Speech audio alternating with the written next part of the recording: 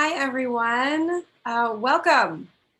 This is Isaiah's We Make Minnesota launch. My name is Maria Snyder, and I am a leader with Kids Count on Us and a co-chair for this event today.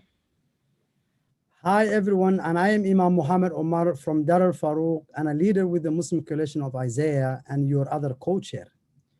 The purpose of our meeting today is to celebrate the movement we have built across race, faith, and geography as Isaiah, to ground and fortify ourselves for the next phase of our organizing, to powerfully engage with our elected leaders around our vision of the future, and to launch us into leadership and action. You can see the agenda here.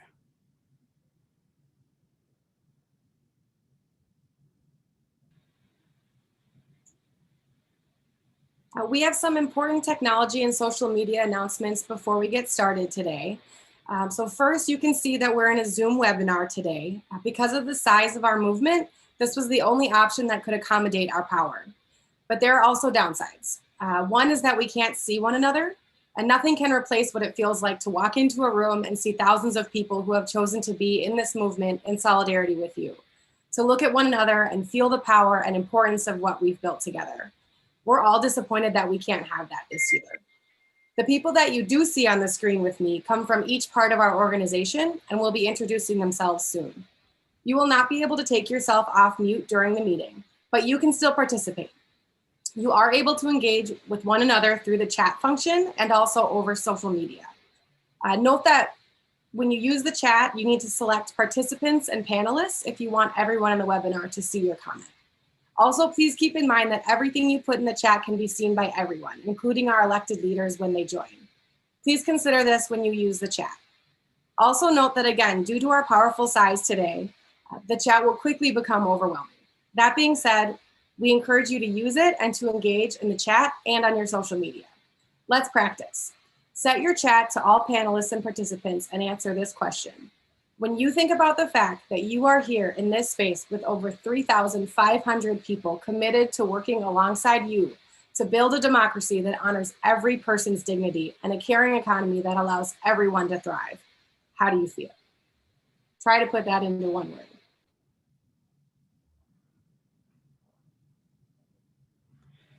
I see hopeful, grateful, excited, empowered, motivated, ready to go. These are awesome, you guys. Thank you, Maria. I feel inspired and honored to be in this movement with all of you. One final way you can engage with one another and project the power of our movement is to engage on social media throughout this meeting. We encourage you to make posts on Facebook, Twitter, Instagram, and so on, lifting up our vision and our values. When you do, make sure you tag Isaiah and use hashtag #WeMakeMinnesota. We also put in a more detailed social media guide in the chat. Two final announcements before we launch into our agenda. We're practicing language justice by having this meeting interpreted in Somali and Spanish in watch rooms. We also want to note that there will be a Muslim prayer time during this meeting. Our Muslim brothers and sisters will excuse themselves to pray and come back to the meeting after. There is only one short stretch break during this meeting because we have been ambitious about fighting in as many powerful interactions with elected leaders as possible. Take care of yourselves. If you need to stretch or to take a bathroom break, just go for it. Now I would like to introduce Reverend Luke Stevens Royer from First Unitarian Universalist Church in Rochester to ground us in this space and in our purpose. Reverend Luke, welcome. Thank you, Imam Omar. So I invite you now around the state and farther to take a breath, to feel below you the earth in its ancient turning, to feel above you the sky, and beyond that the stars shining with their ancient light, both holding you right here, right now. The stars and earth have been holding you your whole life, that what we are and all of our ancestors are made of those things, earth and stars, spirit and God of many names. When we remember that we are, each of us, made in the image of the holy, then it's time that we create a politics and a world, a democracy that is worth holding, the divine that inhabits each of us. When day comes, writes the poet Amanda Gorman, speaking to a tender country this week, might I say, preaching liberation, turning that podium into a pulpit, at least for me.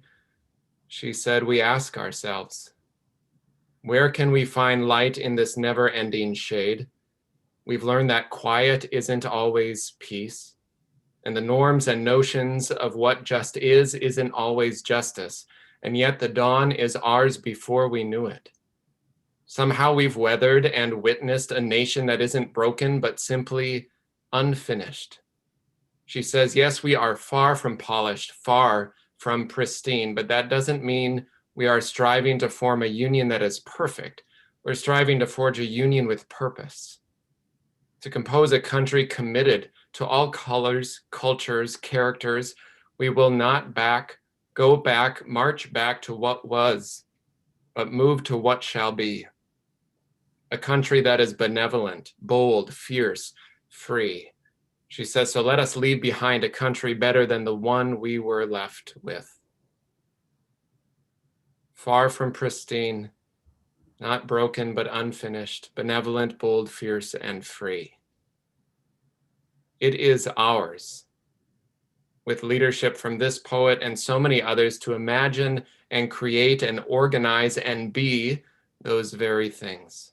Like light shining from ancient stars that takes generations to reach us. So too does the hope and stories and struggle of ancestors reach us across generations, and the work of movements for liberation across eons, they reach us right here in this breath, in this moment, to be benevolent, bold, fierce, and free. So take one more breath to ground yourselves. And I share these closing words, part of a hymn from my own tradition, as a prayer for us all. Invite you, as you are so moved, you can place a hand on your chest or hold them together. Close your eyes if you're so moved, as is your tradition.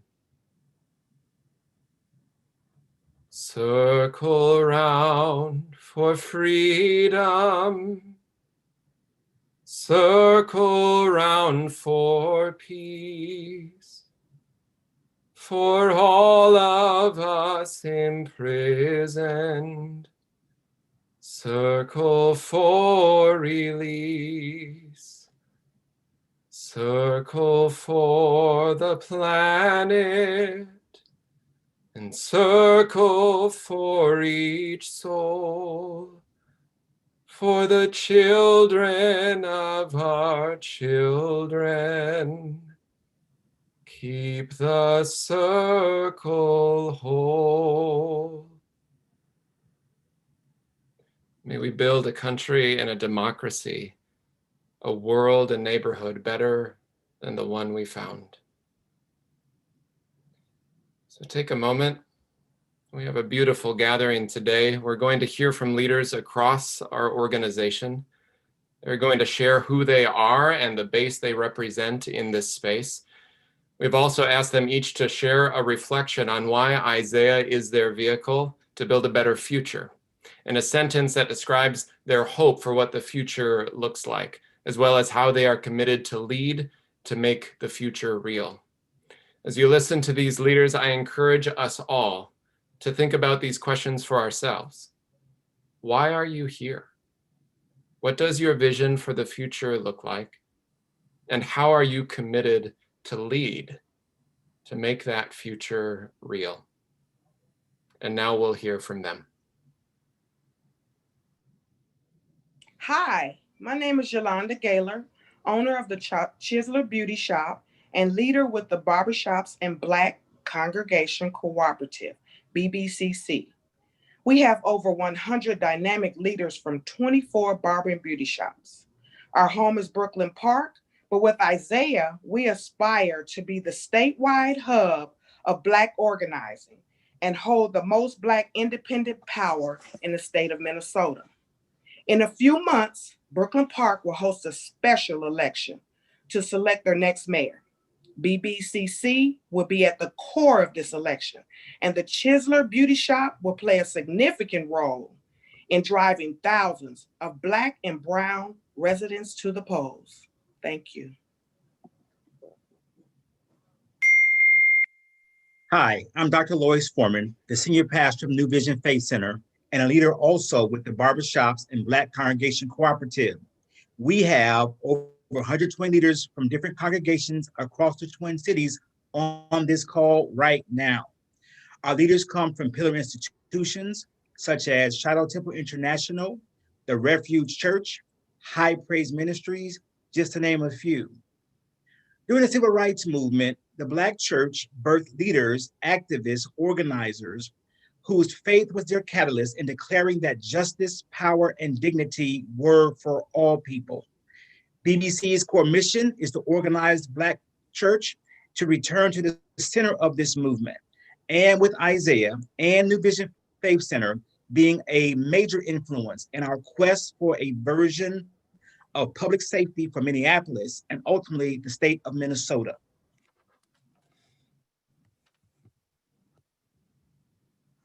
Good afternoon. My name is Mary Solheim. I'm a director at Play School Childcare in Maplewood and a leader with Kids Count on Us. We're an organization that has effectively partnered with over 450 childcare providers, parents, and teachers from across our state. We have a twofold mission in Minnesota. First, that all our kids are cared for with affordable, high quality, and accessible childcare options. Secondly, we want those teachers providing care to be recognized and honored by valuing their work and their wisdom with a wage they can live on. Ultimately, our goal in Minnesota is that we will truly reflect in our actions and in the decisions we make how we value our families, our kids, and our teachers by the way we care for them. Thank you. My name is Nasra Abshir, and I'm the owner and director of Family First Choice Childcare, located in North Minneapolis. I've worked in early education for over 10 years, and I'm a leader with Kids Count on Us, an organization within Isaiah that has organized over 450 community-based childcare centers across our state. During this pandemic, we've received quite the promotion. We've gone from babysitters to not just essential, but vital and critical to the survival of our society. If anything, the last few weeks has taught us is just how fragile that is. That's why Minnesota should fully fund CCAP, which supports making great childcare affordable no matter your income. We want our state to invest in our children and our families, not cut programs that prevent the achievement gap, improves health outcomes, boosts earnings, and provides high economic return rates. Good afternoon. I'm Rudy Anders, and I attend Mayflower United Church of Christ in Minneapolis. The Minneapolis base is deeply committed to lead boldly in one of the most crucial political fights in Minnesota in 2021, reimagining public safety and addressing the housing crisis. I know how much people of color in our community are hurting from discriminatory policing and housing.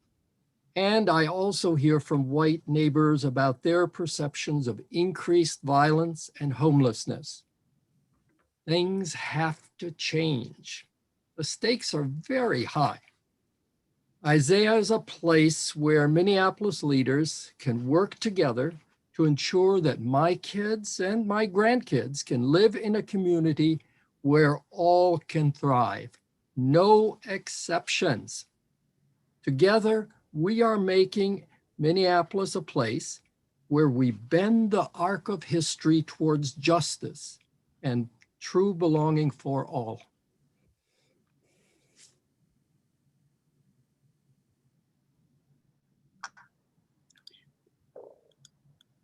Where is it? Hi, I'm Jenny DeLuca. I'm a leader in the St. Paul and East Metro base, which is 30 churches and over 700 leaders here today. I attend St. Mary's Episcopal Church in St. Paul. We are challenging St. Paul's political reputation as a sleepy city and perceptions that the eastern suburbs are politically disengaged. To do this, we're launching a 2-year path to build the largest, most multiracial team in Isaiah. We are ushering in a new set of rules in politics, which we call Politics 2.0. Our path to political transformation lies in rejecting powerlessness, taking risks to claim our power, and refusing to wait for someone to save us politically. There is no other organization committed to preparing us for this journey across race, class, and religion like Isaiah. We are joyfully daring to fulfill the promise of this country by advancing issues like fully funding childcare, reimagining public safety, and tackling the high cost of rent for St. Paulites. And we are excited for what's to come in 2021 and beyond.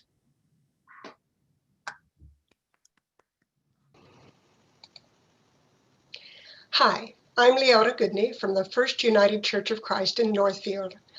Isaiah Southern Minnesota includes 3,200 people from institutions and faiths in Rochester, Owatonna, Albert Lea, Worthington, Mankato, St. Peter, Northfield, Red Wing, Winona, and everywhere in between. Last year, we had thousands of conversations with our neighbors to envision a hopeful future together and invited them to participate in our democracy. We heard what they need: childcare, paid family leave, affordable housing, healthcare, broadband, and a healthy environment. We commit to building a Minnesota where everyone in our cities and in our small towns and in the rural areas is secure and lives in dignity. Good afternoon. My name is Patricio Aleman. I am an Ecuadorian immigrant and US citizen who has lived here in Rochester for 28 years. I am a member of First Unitarian Universalist Church and a part of the Southern Minnesota Latinx Coalition. We represent the growing and thriving community of Latinx immigrants. We live in Southern Minnesota and want to grow our power to create a Minnesota that sees and acts on the human dignity of all Minnesotanos, regardless of country of origin or immigration status. This year, we will be focusing on growing our base here in Rochester and other places in Southern Minnesota to carry out this mission.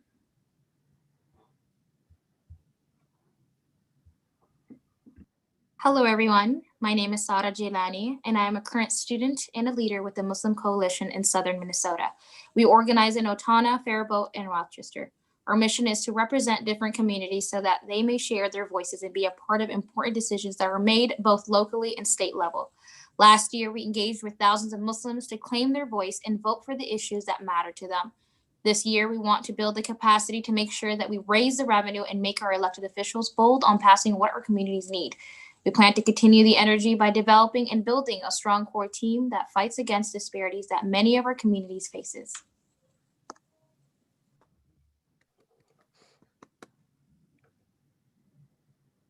Hello, my name is Mohideen Mohammed. I'm the president of Islamic Center of St. Cloud and a leader with Muslim Coalition of Isaiah. Today, there are close to 200 leaders from this event from Central Minnesota. Our mission is to build a strong Muslim coalition team in Central Minnesota to fight against racism, Islamophobia, and make a caring economy possible. Having a power vehicle like Isaiah and Faith in Minnesota allowed us to address some of our core issues, including Islamophobia, housing, and education. This year, we want to build a strong multiracial, multi-faith core team that has a co-governing relationship with our local elected officials. In the future, we want to create a Central Minnesota that is not only welcoming to immigrants and people of color, but where everyone thrives. Hi, my name is Nancy Sturlogson, and I'm here with Muad'Din representing St. Cloud, Central Minnesota. And over the last few years, I've watched as white nationalism and white supremacy became more visible and accepted by the public, even by some of our elected officials. Anti-immigration activists in St. Cloud were starting to attract national attention, and I knew I had to stop watching from the sidelines. In Isaiah, we don't just sit around and talk about how we want things to be. We get serious about strategy, taking action, and building real solidarity across race. We need all of us to act together to build a brighter future. And the future I'm helping to create with Isaiah is one where every single person has power and an equal voice at the table where decisions are made.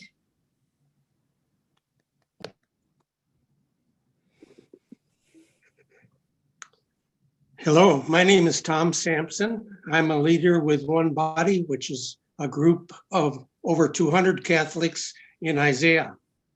I attend both Pax Christi Catholic Community and Charis Ecumenical Catholic Community, both in Eden Prairie. As One Body, we are challenging how Catholics engage their values in Minnesota. We build power to realize the common good, advance Catholic social teaching, and push for undocumented immigrants to be included in policies Minnesotans benefit from, no exceptions. We want everyone to be treated like a fellow neighbor, worthy of help in times of trouble, regardless of their background. Together with the Justice Through Sanctuary team of Isaiah, we will fight to include immigrants on caring economy issues at the state and national level. Thank you. Hello, everyone. My name is Abdul Fattah Abdi. I'm one of the core leaders of Muslim Coalition here in the metro area, representing thousands of Muslims living in the Twin Cities and surrounding suburb. Our mission is to invite other Muslims to have agency and voice for the issues they care about. Last year, through our Isaiah vehicle, we organized hundreds of Muslims to come out and vote. We had conversations around their needs and priorities to envision a hopeful future together. This year, we are ready to show up fully in the metro and organize to fully fund childcare, education, housing, healthcare, and tackle the issues of racism, police brutality, and Islamophobia. Thank you. Assalamu alaikum, peace be upon you, everyone. I am Imam Walid Shadi, one of the core leaders of Muslim Coalition of Isaiah and part of the Muslim American Society of Minnesota. Muslim American Society of Minnesota has bases in the metro area, the South Metro area, and in St. Paul and in Blaine. Through our Isaiah vehicle, we have a vision of building a multi-racial and multi-faith coalition here in the metro area that fights against policies that disenfranchise our local communities and the politicians who scapegoat or use our communities as a political talking point. We will be involved in all our local elections and take leadership and the responsibility to influence really change. We strive to create a Minnesota where everyone lives in dignity, regardless of their backgrounds. Thank you.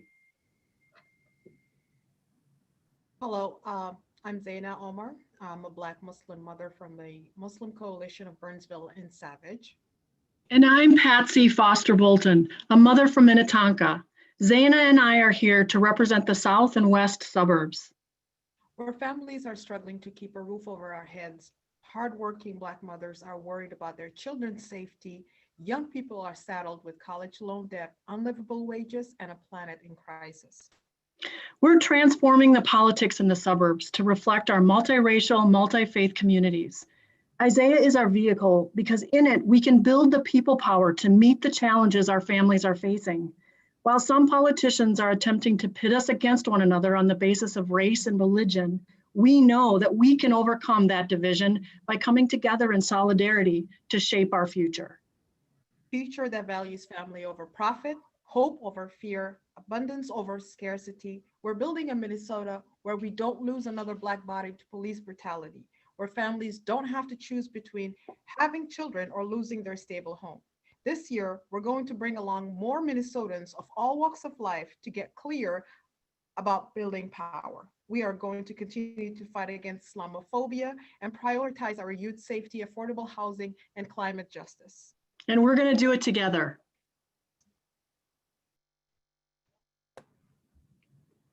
Hi, I'm Kessa, and I'm a leader with the Young Adult Coalition. We have 175 leaders here today.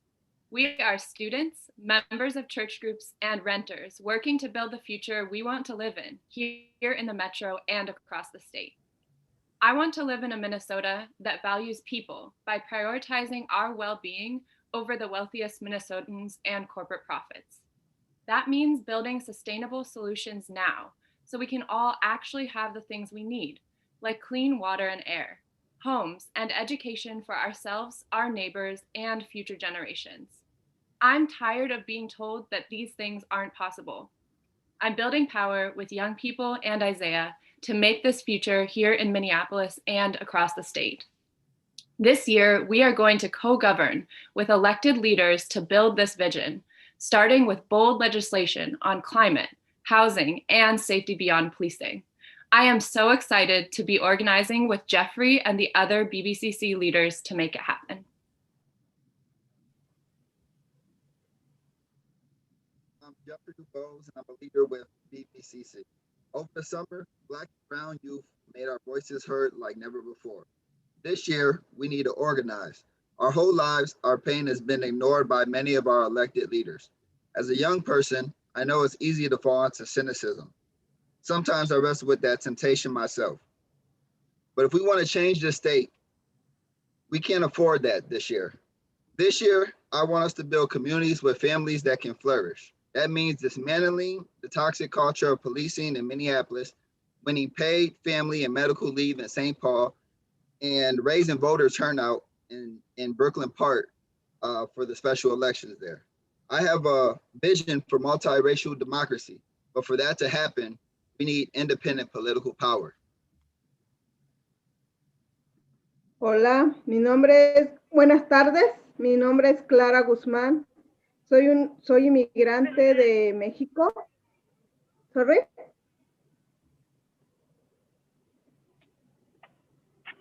Okay. Soy inmigrante de México y he vivido aquí en San Paulo por 8 años.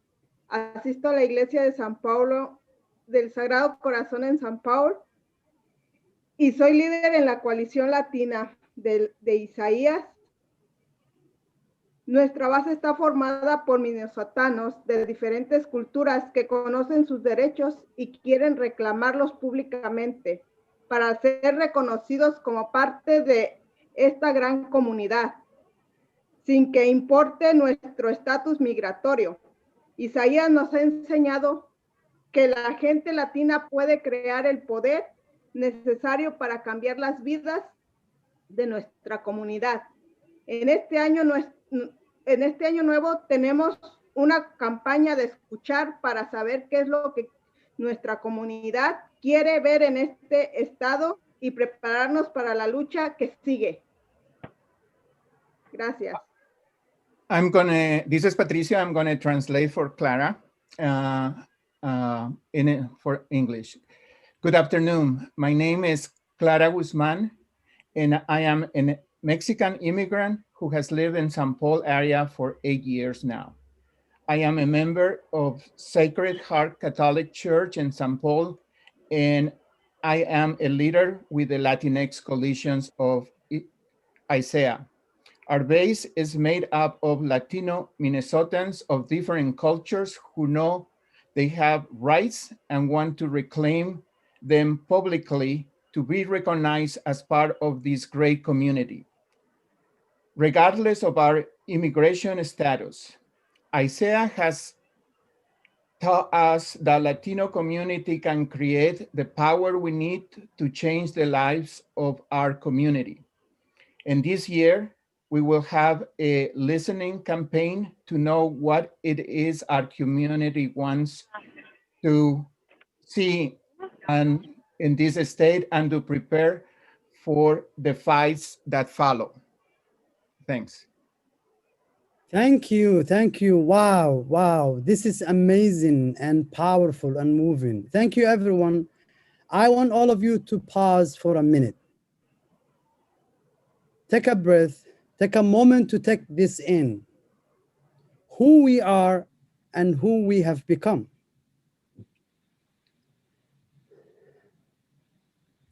After our mosque was bombed in 2016, we knew we needed a big, powerful, multiracial organization that we could organize with to fight back against white supremacy and organize together to ensure our children have a bright and safe future.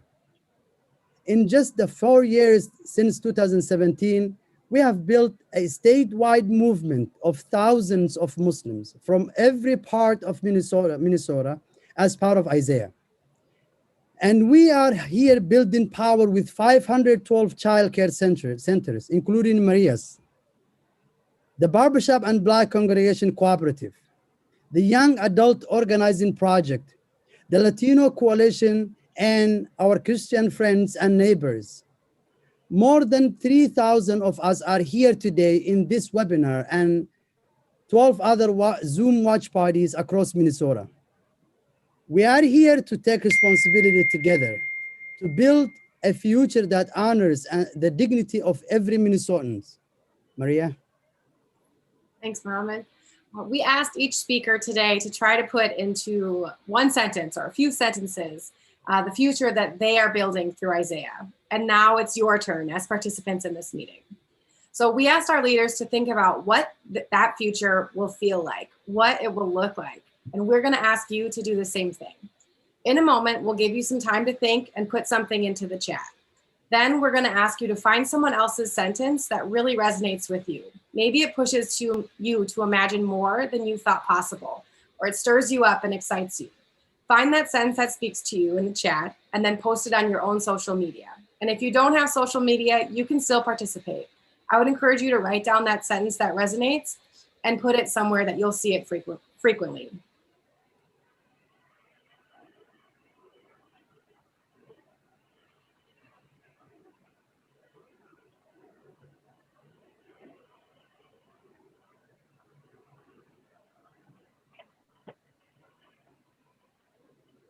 Remember to select panelists and attendees so that we can all see your sentence.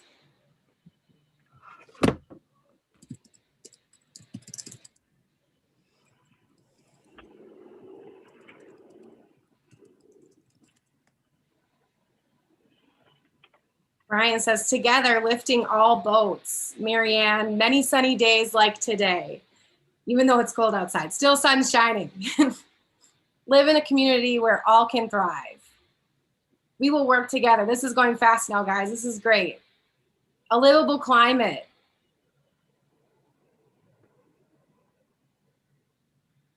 Engagement from wonderful, diverse leaders all over Minnesota. Affordable housing. A large fry? A large fry. Clean water and air, a beloved community, bipartisan leadership. Absolutely. Create a Minnesota for everyone.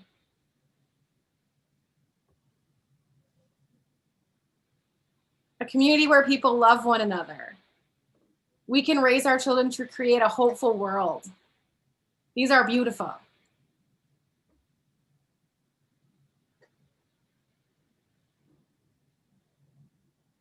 Love, peace, and prosperity.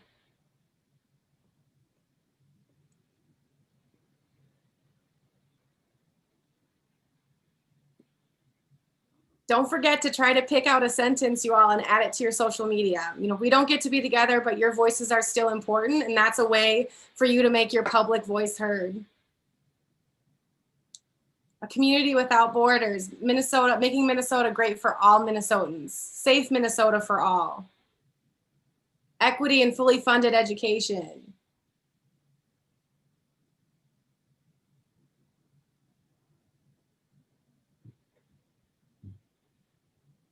Unity through accountability.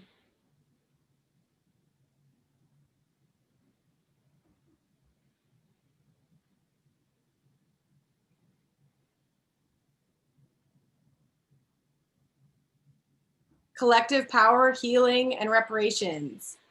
Inclusion for everyone, including LGBTQ, a community in which we interact with many others who are different from ourselves as equals, as friends, as ongoing coworkers for justice. That's really beautiful.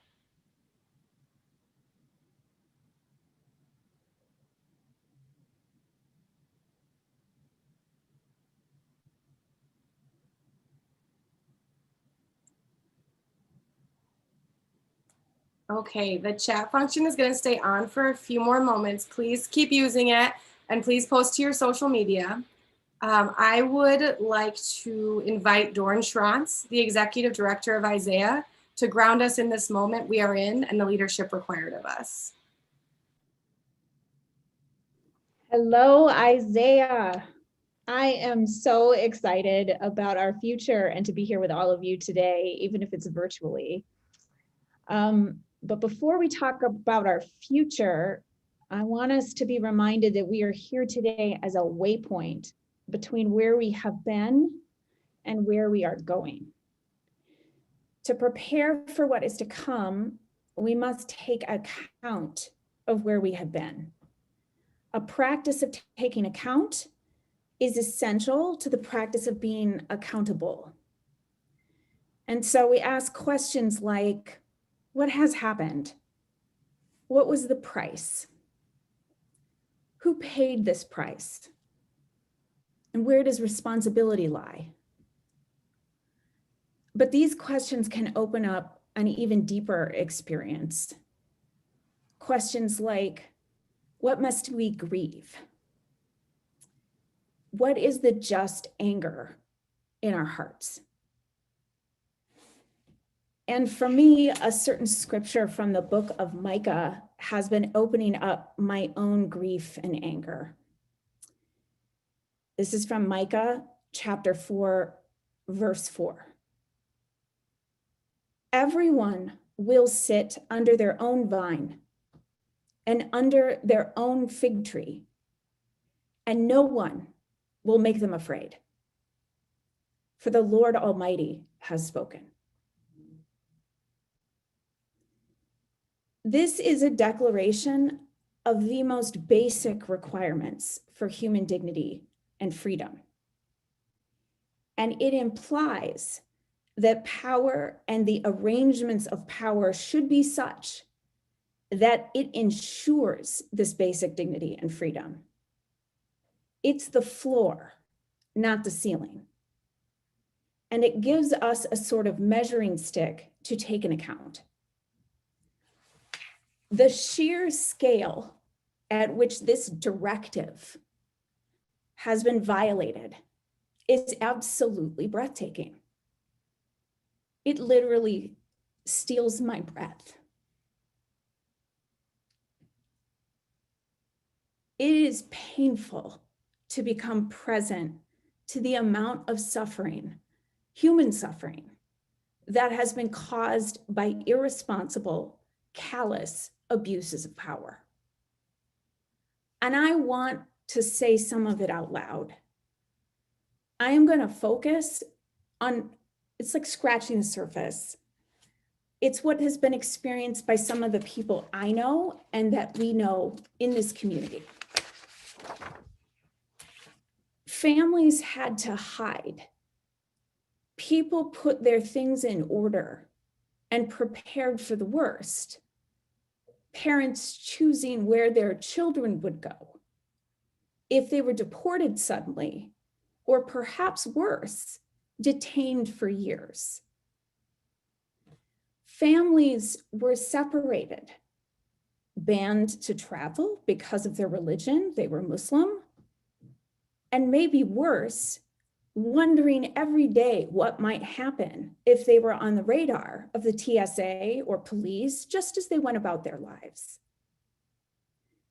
As was named earlier, in Bloomington, a mosque, a place of safety and refuge, of community and resilience to practice our faith, was bombed.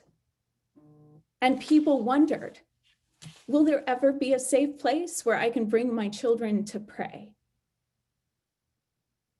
People were harassed and threatened in school, online, in workplaces, and it was condoned at the highest levels of power. And people died.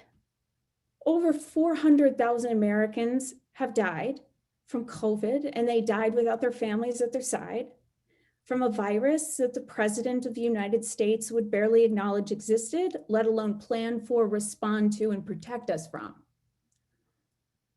And we have been physically separated and isolated for almost a year.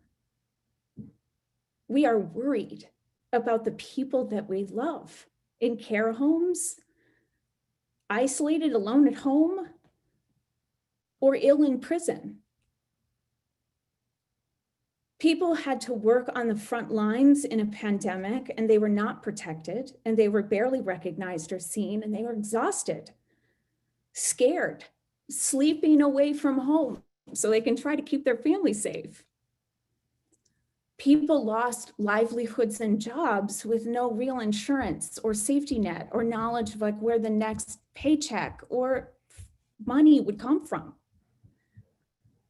Our cities here in Minnesota exploded in response to the murder of George Floyd at the hands of the Minneapolis Police Department. And we endured National Guard, helicopters, surveillance, concussive grenades, and maybe worse, we endured interlopers and provocateurs spurred to action by the words of the president.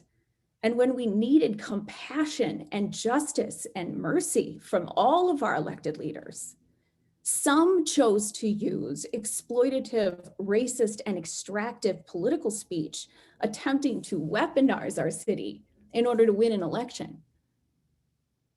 And then our votes and our voices were threatened with violence, with guns and vigilantism at our state capitals and at the US Capitol. The numbers, the sheer numbers of people who have been made afraid of being brutalized, stolen from, rendered powerless, abused, or abandoned is staggering. And it's been really hard.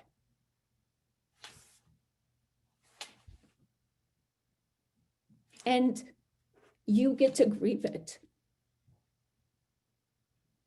Because we were made afraid. And we were right to be afraid.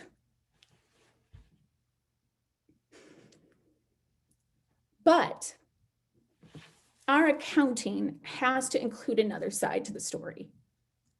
It's the story of the countless choices made by us and so many others to lead, to see human suffering caused by an abuse of power and to hate it, to defend and to protect one another, to tell the truth. We built spaces of safety and sanctuary, literally. We got political in the best ways, in partnership with our elected leaders and other organizations who were willing to defend democracy and equity and people. And Isaiah, we all absolutely met the moment. Thousands of us have been in motion, from having hard and very difficult conversations at the kitchen table with family and friends, to marching in the streets, to feeding and caring for thousands of our Muslim elders during COVID-19, to inviting hundreds of thousands of Minnesotans to vote and vote joyfully in 2018 and 2020. And we came to realize that the answer to what ails us, if we made it through this time with some hope for the future, would be because of the compassion, moral integrity, moral clarity, and leadership of organized and faithful people. Now, there is going to be a temptation to think that maybe now things will go back to normal. This is an illusion. There is no going back. And worse, that is a thought that could prevent us and the people we're in relationship with from carrying forward the most important lessons of this time. Number one, the only real democracy in America or in Minnesota will be a multiracial democracy. It is multiracial democracy or authoritarian minority rule. You can't have it both ways. Either we stand for everyone, regardless of their race, creed, or religion, having a protected and recognized place in the body politic, free and fair vote, and that the power of the state treats everyone equally under the rule of law, or we don't have a democracy at all. We have learned once again that multiracial democracy is profoundly contested, has long been contested, and that the opposite of it is not democracy. There is no such thing as only white people democracy or white Christian democracy or only people I like democracy. If you create that, it requires violent rule, terror, and authoritarianism. Number two, we are not immune to anti-democratic movements or rule in the United States. The truth is, we have often and always had anti-democratic forces in the United States, usually erupting into violent vigilantism when we are trying to expand who has power and recognition, such as Black Americans, people of color, women, or indigenous nations.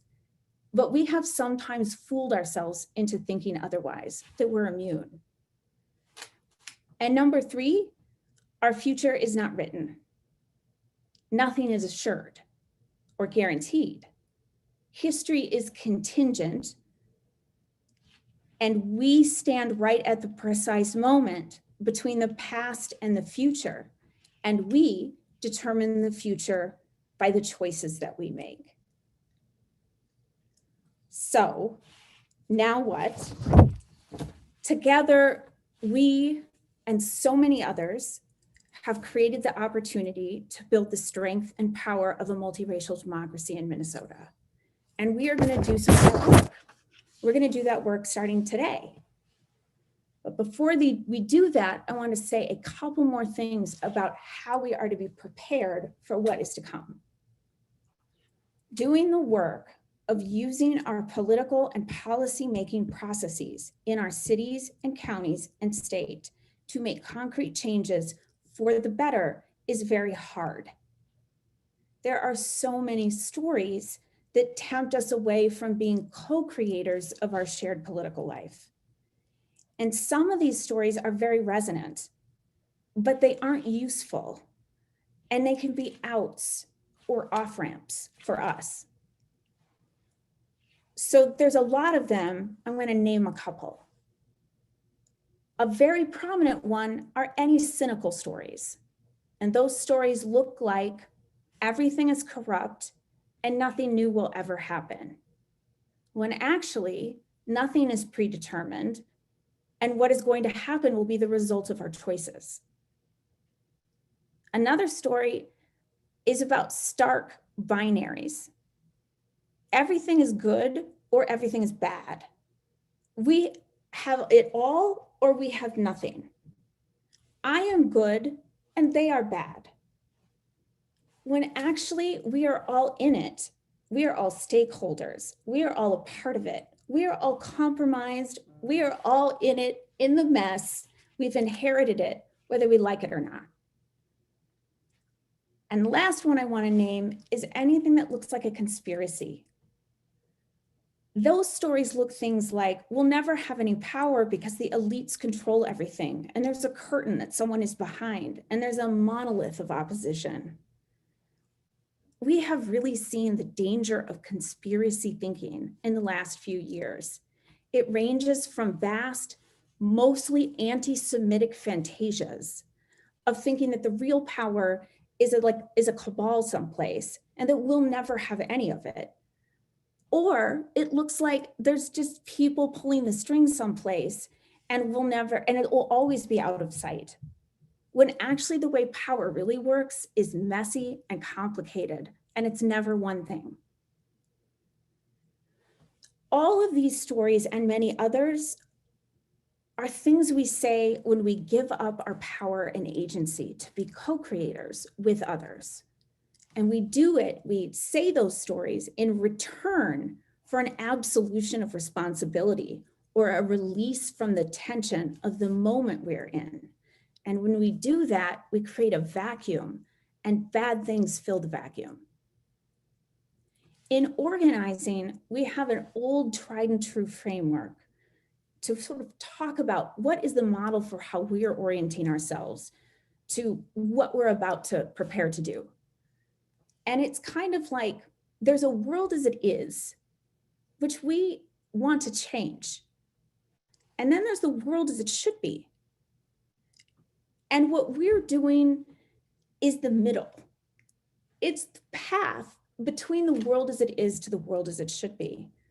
But I don't think we've talked often enough about what that in-between space feels like, that it's actually the in-between space where agency, freedom, dignity, creation, negotiation, interest, like rolling up your sleeves, getting in there, being a leader, that's actually where it happens. It happens in that in-between space.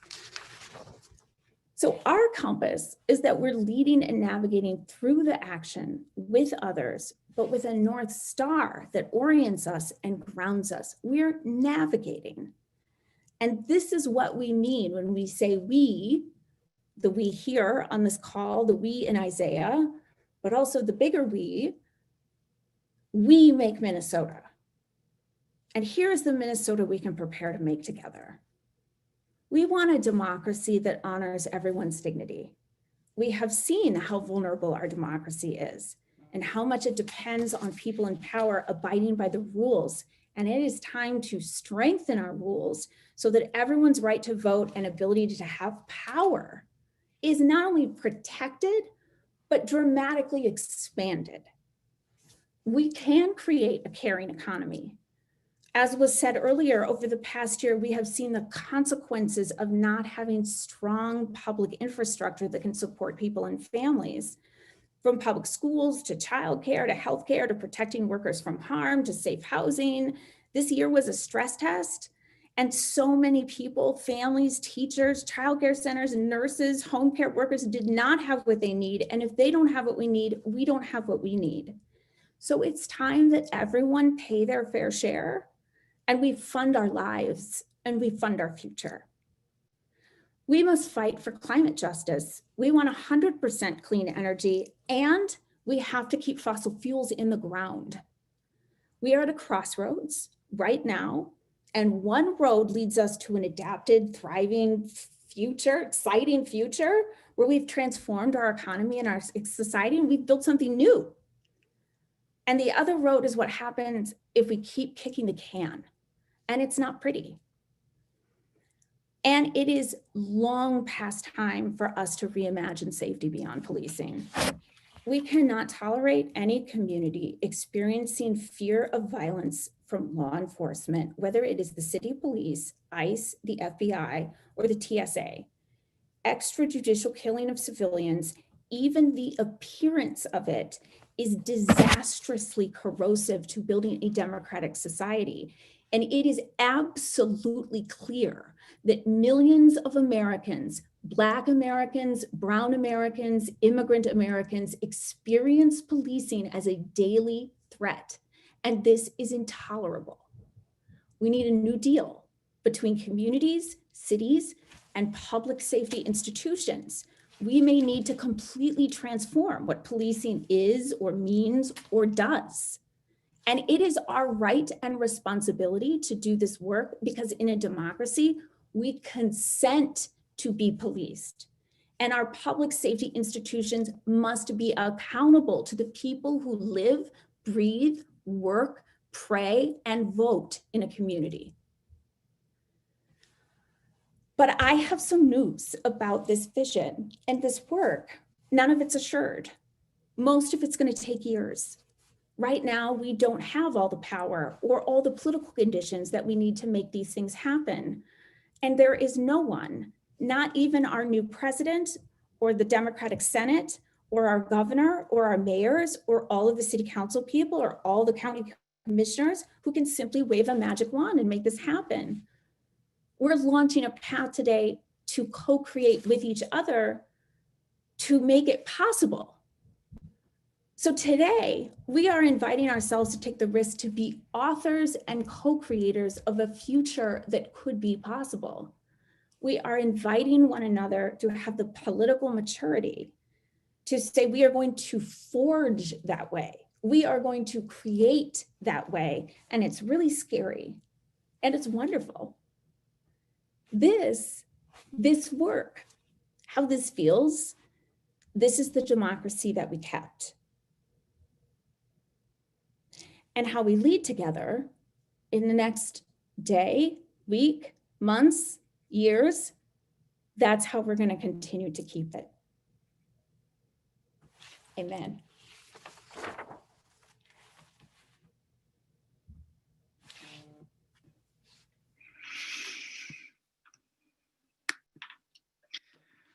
Doran, thank you so much for that very moving and powerful call to be co-creators of our future together. I'm Alida Borrud. I made a decision with other people to build Isaiah in Rochester. We took a risk. We set up listening sessions with state legislators, and just before the first one, our senators bowed out on us. But we refused to cancel, and 150 people turned up. This prompted one senator to come running in at the last moment. So this is really a lesson. It teaches us that we have the power to advance a people-centered politics if we decide to. Isaiah organizers challenged me to make this choice, to risk inviting others in, to build this movement and demand more of our democracy. To believe in my own potential as a leader and move past my fears that somehow I wasn't perfect enough to step up. This was how Isaiah prepared me to do something I never imagined, run for state senate. You know, I could take this public step because we had started to shift the power in Rochester. I was part of a growing base that, you know, claimed its political agency and created space for new leaders to emerge. So my decision was never about me, but how to achieve our collective vision for that multiracial democracy and an economy that really cares for us. And because we took these risks, we lifted up a vision that more was possible for Rochester. It's clear we need more Isaiah organizers in more places. We need the resources to transform what's possible for all of Minnesota. So step in, own this organization with me, build this movement, and invest in our power to make sure that every person can live with dignity in Minnesota. Thank you, Alida. Hi, everybody. My name is Christian Ray with BBCC, and I want to start off by talking about the elephant in the room. Many of us here have very negative feelings about money. Some see it as a burden, and others are more focused on getting money than actually giving it. For me, my story with money is deeply connected to power. In my teenage years, we were financially capped as a family. The resources we had went to paying for my brother's private school and the bills. I didn't want to burden my mother by asking for more money to pay for things that I wanted to do. Not many people knew the financial struggles we faced. Those years taught me lessons about powerlessness that I carried for a very long time. I learned that I shouldn't demand anything for myself, that if we can't be sure that authority figures will follow through on their promises, we should not ask at all. We should carry our burdens alone. But through BBCC and Isaiah, I was presented with the choice. I could choose to be a victim of other people's decisions, or I could transform my pain into public power, and I chose the latter. So I got trained to go to caucus and invite others to publicly demand that any elected official in Minnesota was expected to fight for our agenda and against policies that have kept my people down for so long. This experience taught me that we don't have to rely on anyone to save us. Through Isaiah, we can build our own safety net. What does it mean for Isaiah to be our safety net? It looks like facing threats like voter ID in 2012 and using our own organized money to win the campaign. We didn't have to wait for external funding to get started. We didn't have to fear the financial consequences of someone not liking our decision. We could focus on fighting to make sure 20% of Black folks in Minnesota weren't disenfranchised. Imagine if we didn't have our own money back then to win this fight. thousands of my people will face deeper voter suppression these last 8 years. There will be more future battles like voter ID. I want us to be ready to fight those battles and win. This is only possible if we have the necessary resources to control our political destiny. It's up to us. So today, we can decide to powerfully pool our resources together to build this organization. This is about us being co-owners, building our safety net and our political home. Being co-owners of this organization can look a lot of different ways depending on the kind of commitment you are willing to make. If each of us stretches in our leadership, together we could raise over $350,000 today.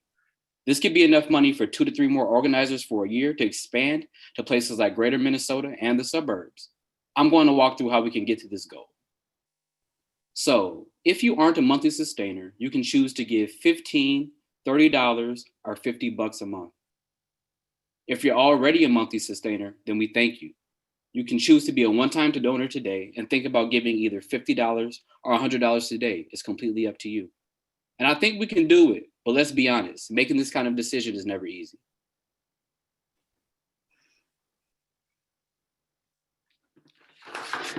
Thank you, Christian. You're right. We have to own this. I'll tell my story. Growing up, I was told I could never be secure without a ton of money. But with rising inequality, white supremacist violence, and a planet in crisis, it's clearly a myth. I know that I can't build a wall of security around me or my family with money. I've decided my security will be based on the shared prosperity we create together.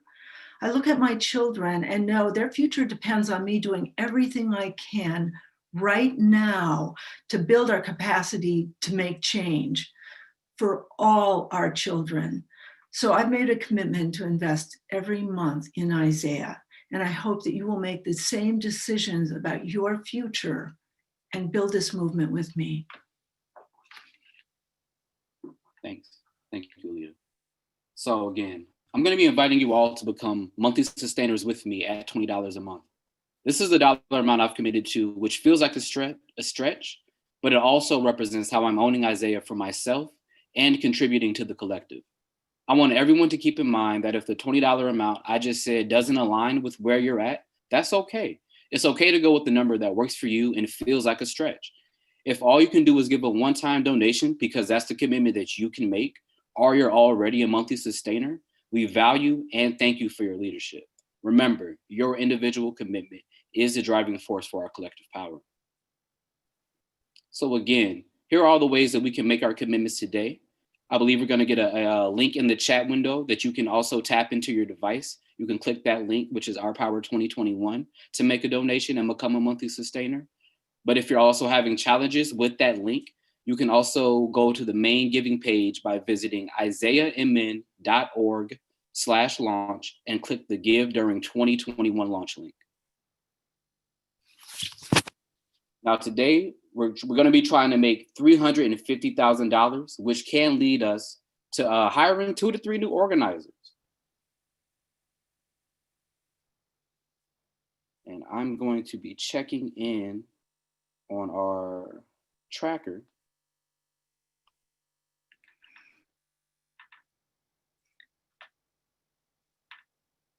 And again, folks, we do have a link in the chat, Our Power 2021, which will lead you directly to our page so that you can become a monthly sustainer or give a one-time donation. And if you are having problems with that, you can visit the isaiahmn.org/launch and click the Owning Our Organization button. Oh, looks like Alexa just said our donate link is now working. Great, great. Yes.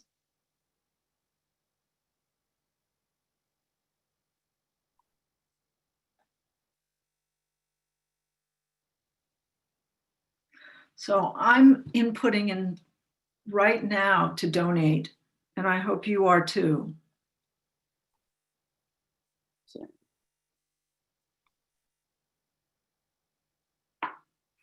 Because again, if we didn't have organizers in Rochester, we would not have pulled out all these thousands of people, especially from our marginalized communities, to come out and actually be empowered to vote in this election, which was so important.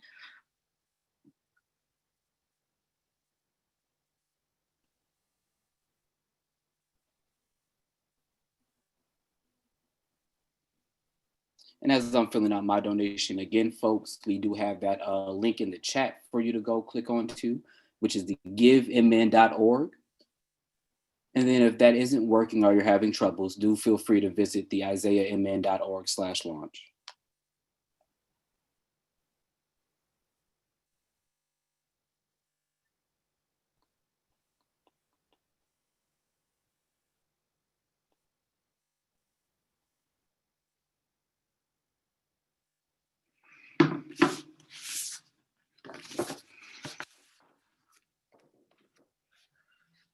I'm going to be checking our milestones page right now. Give me one moment.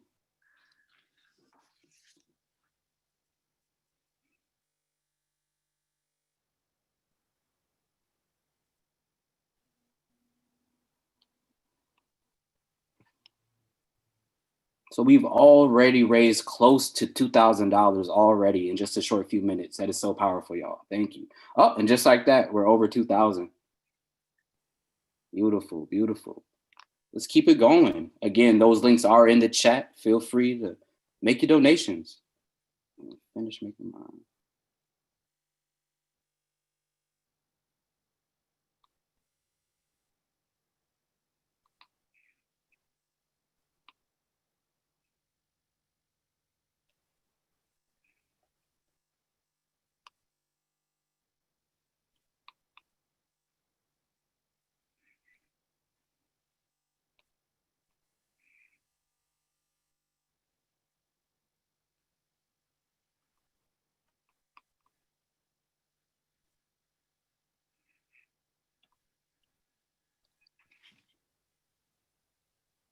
Looks like we're closing in on $4,000 donated.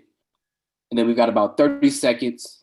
Oh, and just like that, over 4,000, over 5,000, y'all. Wow. And it looks like we're going to have to be wrapping up here pretty soon. If you guys still can, those links will still be in the chat. Please give us your donations. We greatly appreciate it. And just like that, we're close to 8,000. You guys, I just want to say thank you very much for your leadership, your contributions. This is how we build community. This is how we go forward. Thank you so much. Yes, let's build this organization so we can put more organizers in more places. Thank you.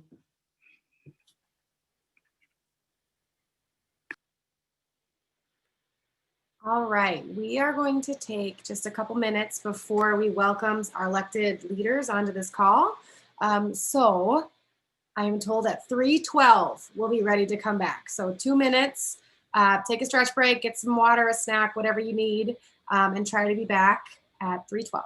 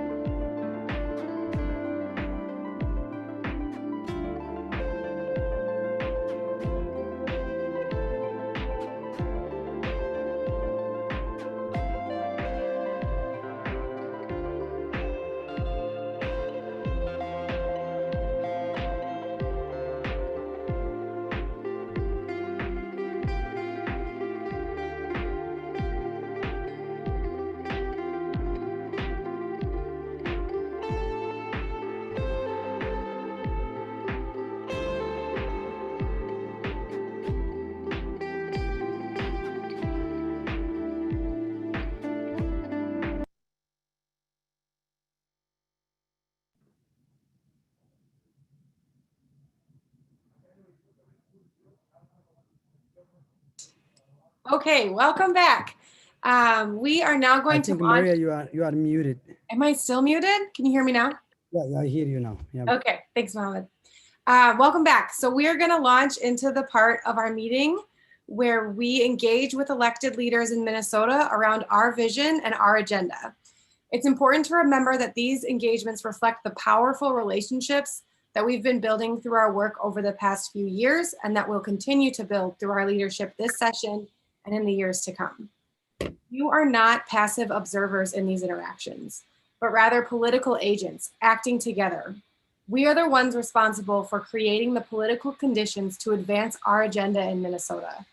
Core to our mission is the belief that through our leadership, our organizing, we make more possible. During these interactions, we want to encourage you to listen for places where your elected leaders are making commitments that reflect our values and our vision for Minnesota. When you hear those moments of shared values, vision, and courage, I encourage you to lift up those voices publicly on your social media. Tag the elected leaders, tag @IsaiahMN, and use the hashtag #WeMakeMN. In the chat, we're sharing again that social media guide with all the appropriate social media handles. Part of our public leadership is uplifting those who share our values and vision and encouraging the kind of political courage that this moment calls us to. We also want to note that we are joined on this webinar by over 50 other elected leaders from city council members, county commissioners, state representatives, and senators. We don't have time, unfortunately, to acknowledge each person individually, but we want to express our gratitude for your public service and your partnership in building a democracy that honors every person's dignity and a caring economy. Imam Muhammad Omar will now welcome Governor Walz to join us.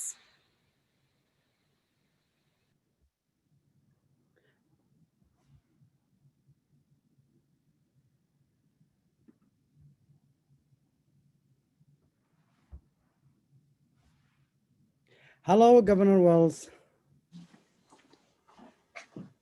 Hi, Imam Omar. Good to see you, my friend. Thank you. Good to see you. Welcome. There are here over 3,000 people with us today through 12 Zoom watch parties and on this webinar. Together, we represent tens of thousands of Minnesotans across race, geography, faith, and generation who are all committed to lead alongside you for a democracy that honors every person's dignity and caring economy that allows everyone to thrive.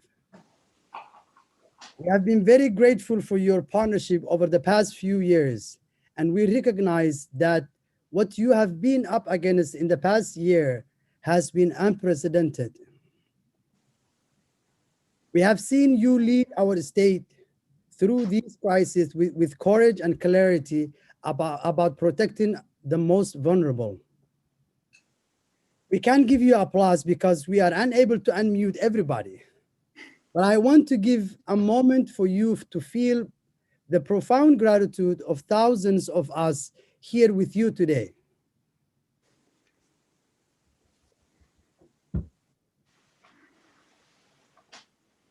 Governor, in this moment, we are all carrying the weight of responsibility to our children and their children to do everything we can to slow and turn back the destructive path we are on towards climate disaster. I will not spend valuable time sharing the statistics and timelines that keep us up at night. We all know them. Many of us also know that this crisis is not as statistics, but as reality. As a climate refugee, I cannot look away. Isaiah is fully committed to ensuring the next decade is one of action, repair and rebuilding our economy to honor life, our own and our future generations. This crisis will take all of us, and it will take many solutions moving with urgency and equity at the center. Yeah. We want to celebrate your leadership on the Clean Cars Plan and your Climate Advisory Committee. We also want to acknowledge the work of you and many others on the 100% clean energy bill. We are also prepared to do what it takes in every corner of the state to support those efforts. And because we value the accountable partnership we have built with you, we want to be clear. We stand firmly against the PCA permitting to construct the Line 3 pipeline. We believe this pipeline is a grave mistake. We will stand with the indigenous leaders who are leading the fight against it. Our hope is to partner with you in building a path for Minnesota to lead the country around the climate justice agenda that meets the profound crisis we face.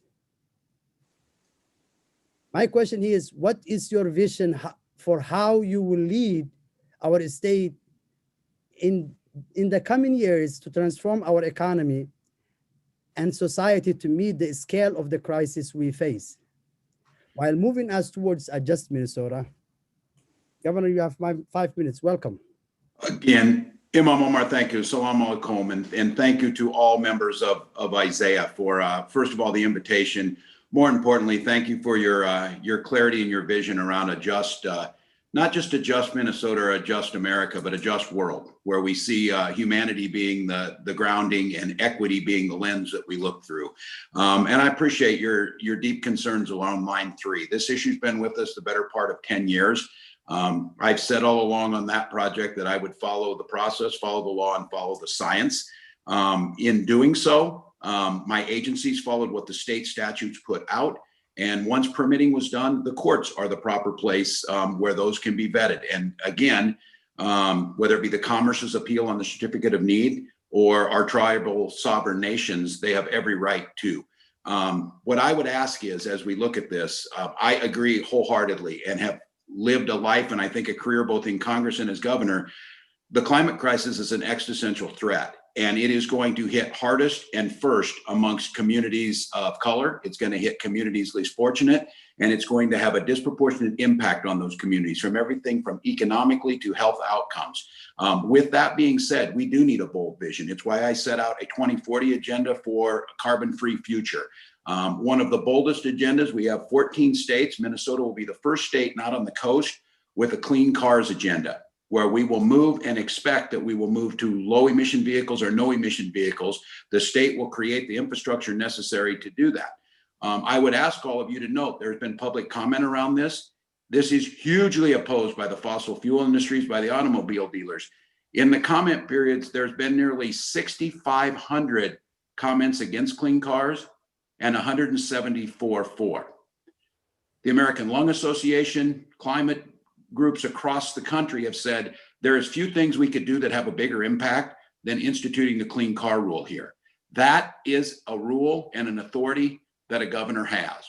And we have to be very careful with executive authority. I, as governor, do not have unilateral authority over the permitting rules, because if I did, that would mean there could eventually be a governor who could permit whatever they wanted without any environmental standards. What I would ask us to jointly work in is the broad spectrum of climate, strengthening Minnesota's climate laws, getting clean cars through, setting a 2040, and then having the expectation of getting there. And being very clear, that work has to be done through the equity lens. And when it comes to relationship with our tribal nations, I would venture to say, and I would just let you ask them, that this sense of respect of going back and forth, whether we agree or disagree on a particular issue, the issue of sovereignty and government-to-government relations is a top priority. It's one of my first executive orders. But I would ask all of you to see how this can sometimes fall back on our communities so often. When we were trying to figure out how to move the casks of nuclear storage waste on the Prairie Island Dakota peoples, every single environmental group opposed the movement that the tribe wanted to move that because of the danger of moving it. So what I would ask all of you is, I appreciate your passion. I hear you loud and clear. Line 3 is a difficult situation. It is deeply divisive. I hope that I have developed a track record with you of truly doing what I say, of following the law, following the process. I know, and I've said this, that I will disappoint you at times, but it is not that I do not share your values on climate change as an existential threat. I'm trying to figure out what that broad vision looks like, and my pledge is to continuing to work with you. So Imam, thank you. Thank you, Governor. Thank you very much. Maria, go ahead. Thank you, Governor Walz. My name is Maria Snyder, and I'm a leader with Kids Count on Us, an organizing project of Isaiah, which represents more than 500 community-based child care centers across Minnesota. I'm the director of Rainbow Child Development Center in St. Paul. There has never been a time that highlights the importance of childcare more than during this pandemic. We are grateful for the steps that you and your administration have taken to help mitigate the impacts of this crisis on childcare so far. Your actions prevented many childcare providers, me, from having to go out of business. Unfortunately, the situation for Minnesotans in regards to childcare remains dire. Although schools across the state have shut down and children have been cut off from in-person learning, childcare has remained open to serve. Despite being underfunded for decades, childcare providers across the state have stepped up and put themselves on the front lines at the very height of risk and uncertainty. And they do so all while making on average less than $12 an hour. I want to take that in for a moment. The people who teach, comfort, and care for Minnesota's children during the most important years of their development are making less than $12 an hour. Childcare providers in Minnesota are majority women and nearly half women of color. So when we think about the race and gender inequities that exist in our state, this is another piece that disproportionately harms women and women of color who are doing the hard work of raising Minnesota's children. We are stuck in an impossible situation. Providing high quality childcare is expensive. Teachers can't get a raise because parents are already struggling to afford childcare as it is. The system is broken, and it has been for a long time.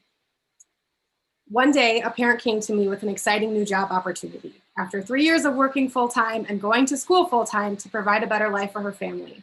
We were so excited, and I congratulated her for this well-deserved promotion. Then came the hard part. We compared the job offer with the child care assistance eligibility requirements, and it became very clear that her family's economic situation would be much worse should she accept this position. With tears in her eyes, she made the difficult decision to decline that job. And in truth, the hardest part of preparing to speak today was trying to choose just one of these stories. Dozens of parents have cried in my office, facing the same heartbreaking choices. And this is not just a problem for families who are considered low income. Every day, thousands of Minnesota parents are faced with the impending financial crisis of trying to afford childcare. Minnesotans are forced to choose between their house payment, healthcare, promotions, or even remaining in the workforce at all and paying for childcare. The pandemic and resulting economic crisis has exposed two things. One, the essential role that early educators play in our society. And two, the profound gap between the essential role we play and the resources available to us to care for our children and for our communities. As Minnesotans, we have a moral and practical responsibility to care for those who care for us. We can choose to fund early childhood education so that every child, every parent, and every teacher has the opportunity to thrive.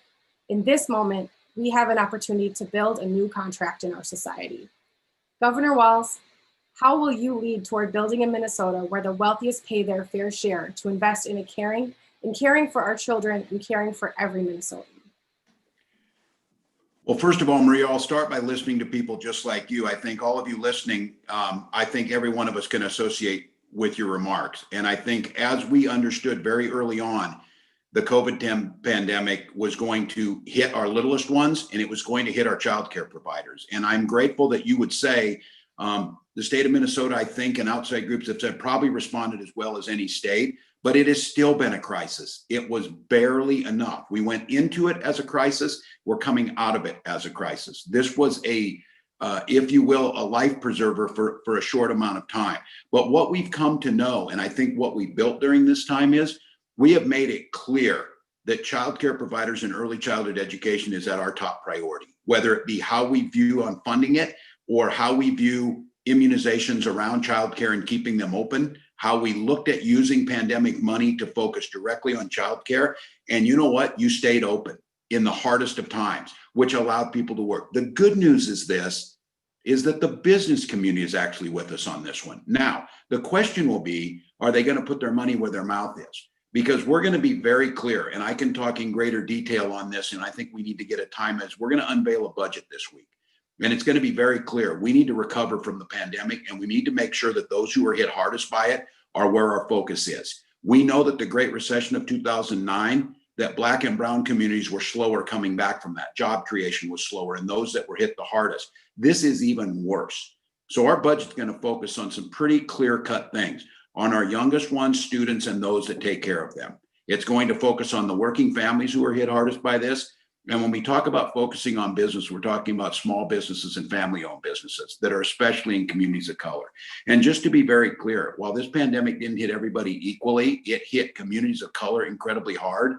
It also served some communities incredibly well, and they made an awful lot of money. And it is my intention to ask those folks to pay their fair share that had done that, to make sure that we're able to budget and use those revenues. This is not the time for austerity. You're going to hear legislators tell us that we need to cut to the bone and we need to pull back. When they cut the Department of Human Services, that cuts people who were hurt by the pandemic. And you know why people were hurt by the pandemic? Because they were doing things necessary to protect their neighbors, especially those on the front lines, which all too often, you're exactly right, Maria, happen to be women and women of color more often. So when we have a budget that's going to reflect both a fiscal reality, it also better focus on a moral reality. And so I hope what you're going to see, Maria, is the hundreds of millions that we've invested in childcare. And I think, just to be clear and let all of you know, every day I get a COVID briefing. I get a COVID briefing that ends with childcare, because I want everybody to leave that meeting knowing what's on our mind. It starts on what's happening with COVID, moves through all the other things, and it ends with it. And I want you to know at the center of this has been the Children's Cabinet. While we don't have a specific state agency right now, I can tell you this, that I always wondered, and this was a Republican governor, and Arne Carlson had a Department of Children, Families, and Learning. So I've asked the Department of Education, Department of Human Services, all of these to work around the idea of children and equity-centered decision-making, and that will continue on. So I need you to lift that voice, Maria. You're exactly right. I hope you saw it last week. We negotiated with SEIU on the personal care attendants at home and got them to $15.25 an hour. And I want to be very clear, that's a wage floor. None of us are taking a victory lap when we get people to $15 an hour. That is just a basic human need. And so anything we can do to partner together, we talk about this inside-outside game. I recognize this. Isaiah brings an incredibly powerful moral voice. It brings an incredibly powerful economic voice. And here's the thing, this is not anything we should be ashamed of. We need to exercise our political power. I'm not asking any of you to be wherever you find your partisanship, but we better exercise this power, because again, if we don't, you know what we're going to see. You're going to see my budget that focuses on just what I said, that raises significant revenue and pumps it right back into the families that were hurt by this. And you're going to see another vision that said we should cut taxes to the wealthiest and we should cut government spending. I will disagree with both. Thank you, Governor Walz. I really appreciate your time today. We all do. And we look forward to continuing to work with you and your administration to build a caring economy and a democracy that honors every person's dignity. Thank you. Thank you, Governor. Thank you for your clear and bold agenda. Thank you very much. We are with you and we'll co-governor with you. Thank you very much.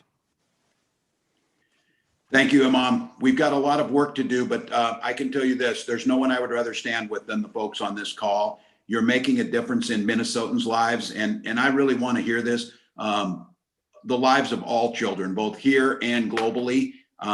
We have come through a pretty horrific 4 years.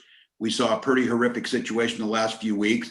Now is the time for bold action. So I hear you. I hear you loud and clear. So thank you. Governor, thank you for saying that the wealthiest will pay their fair share. Thank you for making that commitment. That'll come out Tuesday, and you can expect them to scream at me, but we're ready.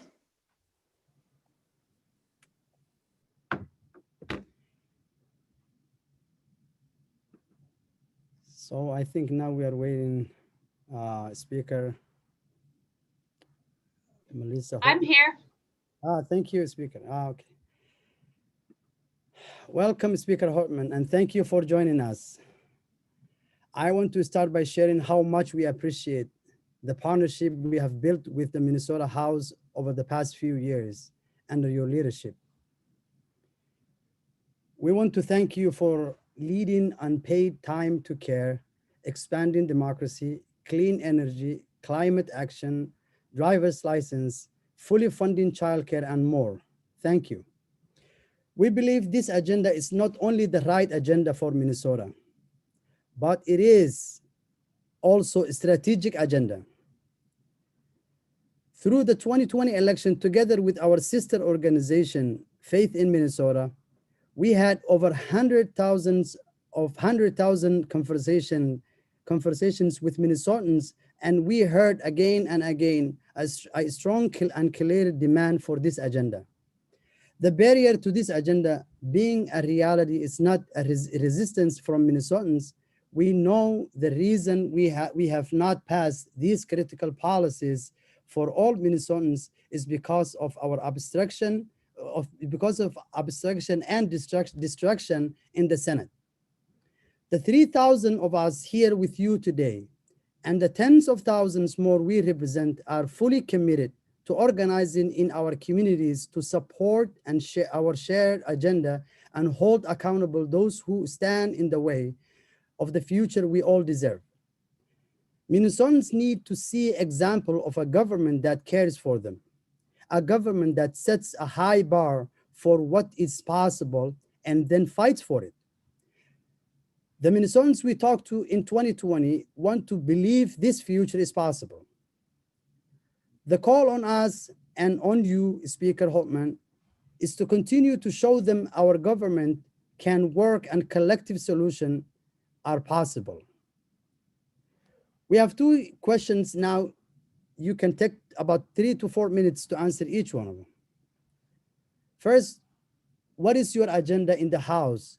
And in particular, how will you use your position leadership to advance strategic conversation in 2021 on raising revenue for the wealthiest Minnesota so that we can address the crisis in our childcare system and take bold action on climate change? Just to remind you that we got a beautiful, clear statement from our governor saying that he will do that. He will raise to those.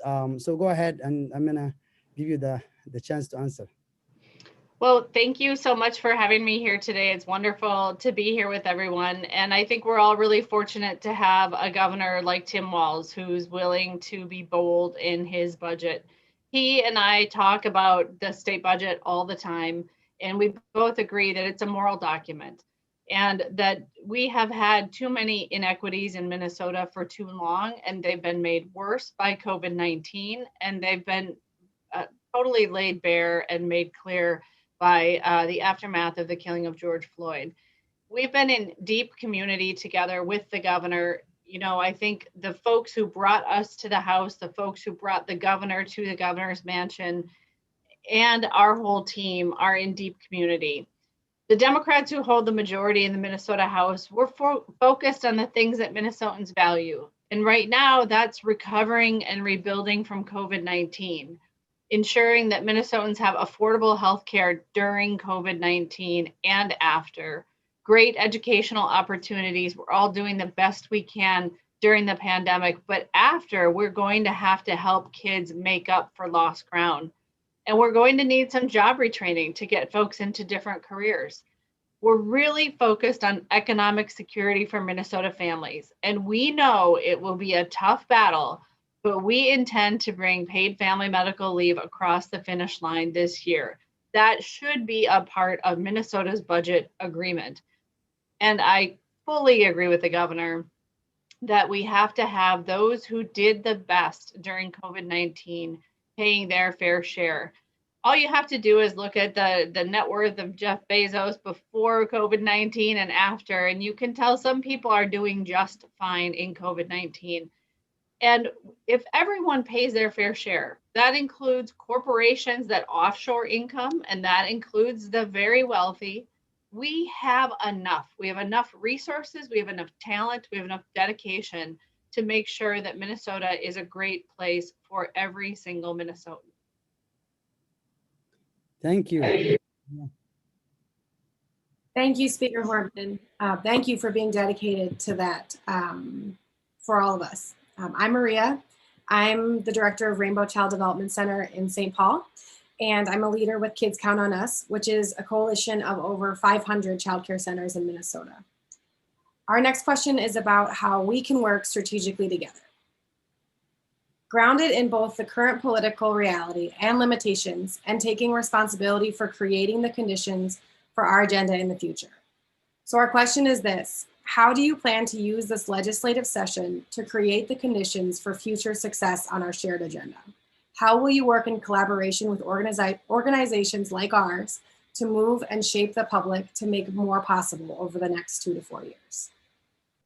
Well, thank you for the question, because it absolutely has to be a partnership. I'm going to talk a little bit about one example from last summer. You know, we had a very difficult job to try to put together a police reform and accountability bill.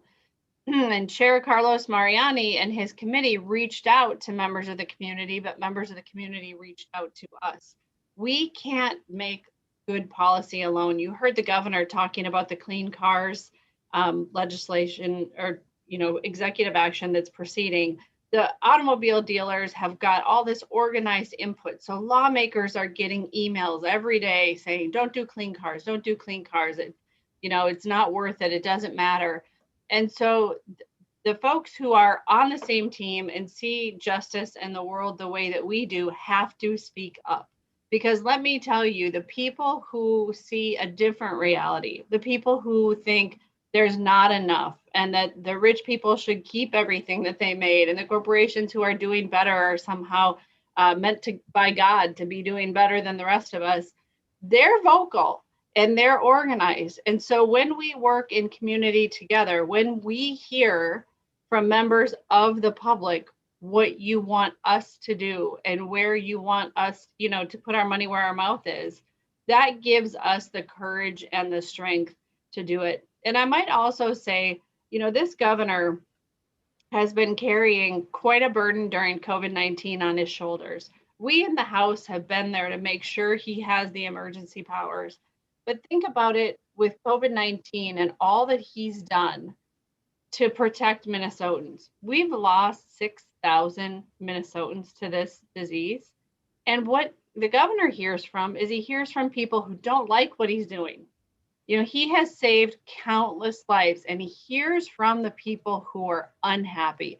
It's important for the people who agree when we're moving forward on a progressive agenda of paid family medical leave, making childcare more affordable, increasing the minimum wage, protecting our essential workers from COVID-19, that we hear that people are with us, because the grumpy people and the people who disagree with us, they are vocal. And the reason that's so important is those members in really tough legislative districts, if the only people they're hearing from are the people who don't want us to be bold and don't want us to go big, then they believe that their district wants them to legislate in a certain way. So it's really important that we're all in this together, and that it's a true partnership where we're hearing from you every step of the way. You hold us accountable when we don't measure up, and you let us know when we do measure up so that we can keep on keeping on. Thank you, Speaker Hortman. As you said, we at Isaiah, we believe there is enough too, and we're committed to continuing to make our voices heard just like we are today. Thank you. We look forward to our continued partnership. Up next, we'll be introducing Isaiah leaders from Minneapolis, Ebony Chambers and Rudy Anders, to lead us in a conversation with members of the Minneapolis City Council on the opportunity and responsibility we have together to make Minneapolis a place where we all feel safe and are all able to live with dignity. Hello, everyone. My name is Ebony Chambers. I live in North Minneapolis, and I'm a core leader with BBCC. Rudy, you're muted. We want to hear you. There we go. My name's Rudy Anders, and I'm a core leader with Isaiah's Minneapolis congregations. In a few minutes, we're going to lead an engagement with 6 Minneapolis City Council members. But first, we want to take a moment to share a perspective as Minneapolis leaders about what's at stake for our city this year. On May 25th last year, a Minneapolis police officer killed George Floyd in broad daylight. In the days that followed, citizens of Minneapolis protesting police brutality were met with more of that brutality. The people of Minneapolis were shot at close range with rubber bullets and were maced and tear gassed without provocation. The violence perpetrated on the people of Minneapolis by our police, Minneapolis police, sowed destruction and chaos across our city for days. Then, as the city council began to take steps towards public safety beyond MPD, Minneapolis police simply stopped policing, especially in lower income neighborhoods, creating the conditions for chaos, crime, and violence across our city. MPD has failed to do what they were entrusted by us to do, to protect and serve the people of our city. Here's what we know is true. The basic social contract exists between law enforcement and the people of a city.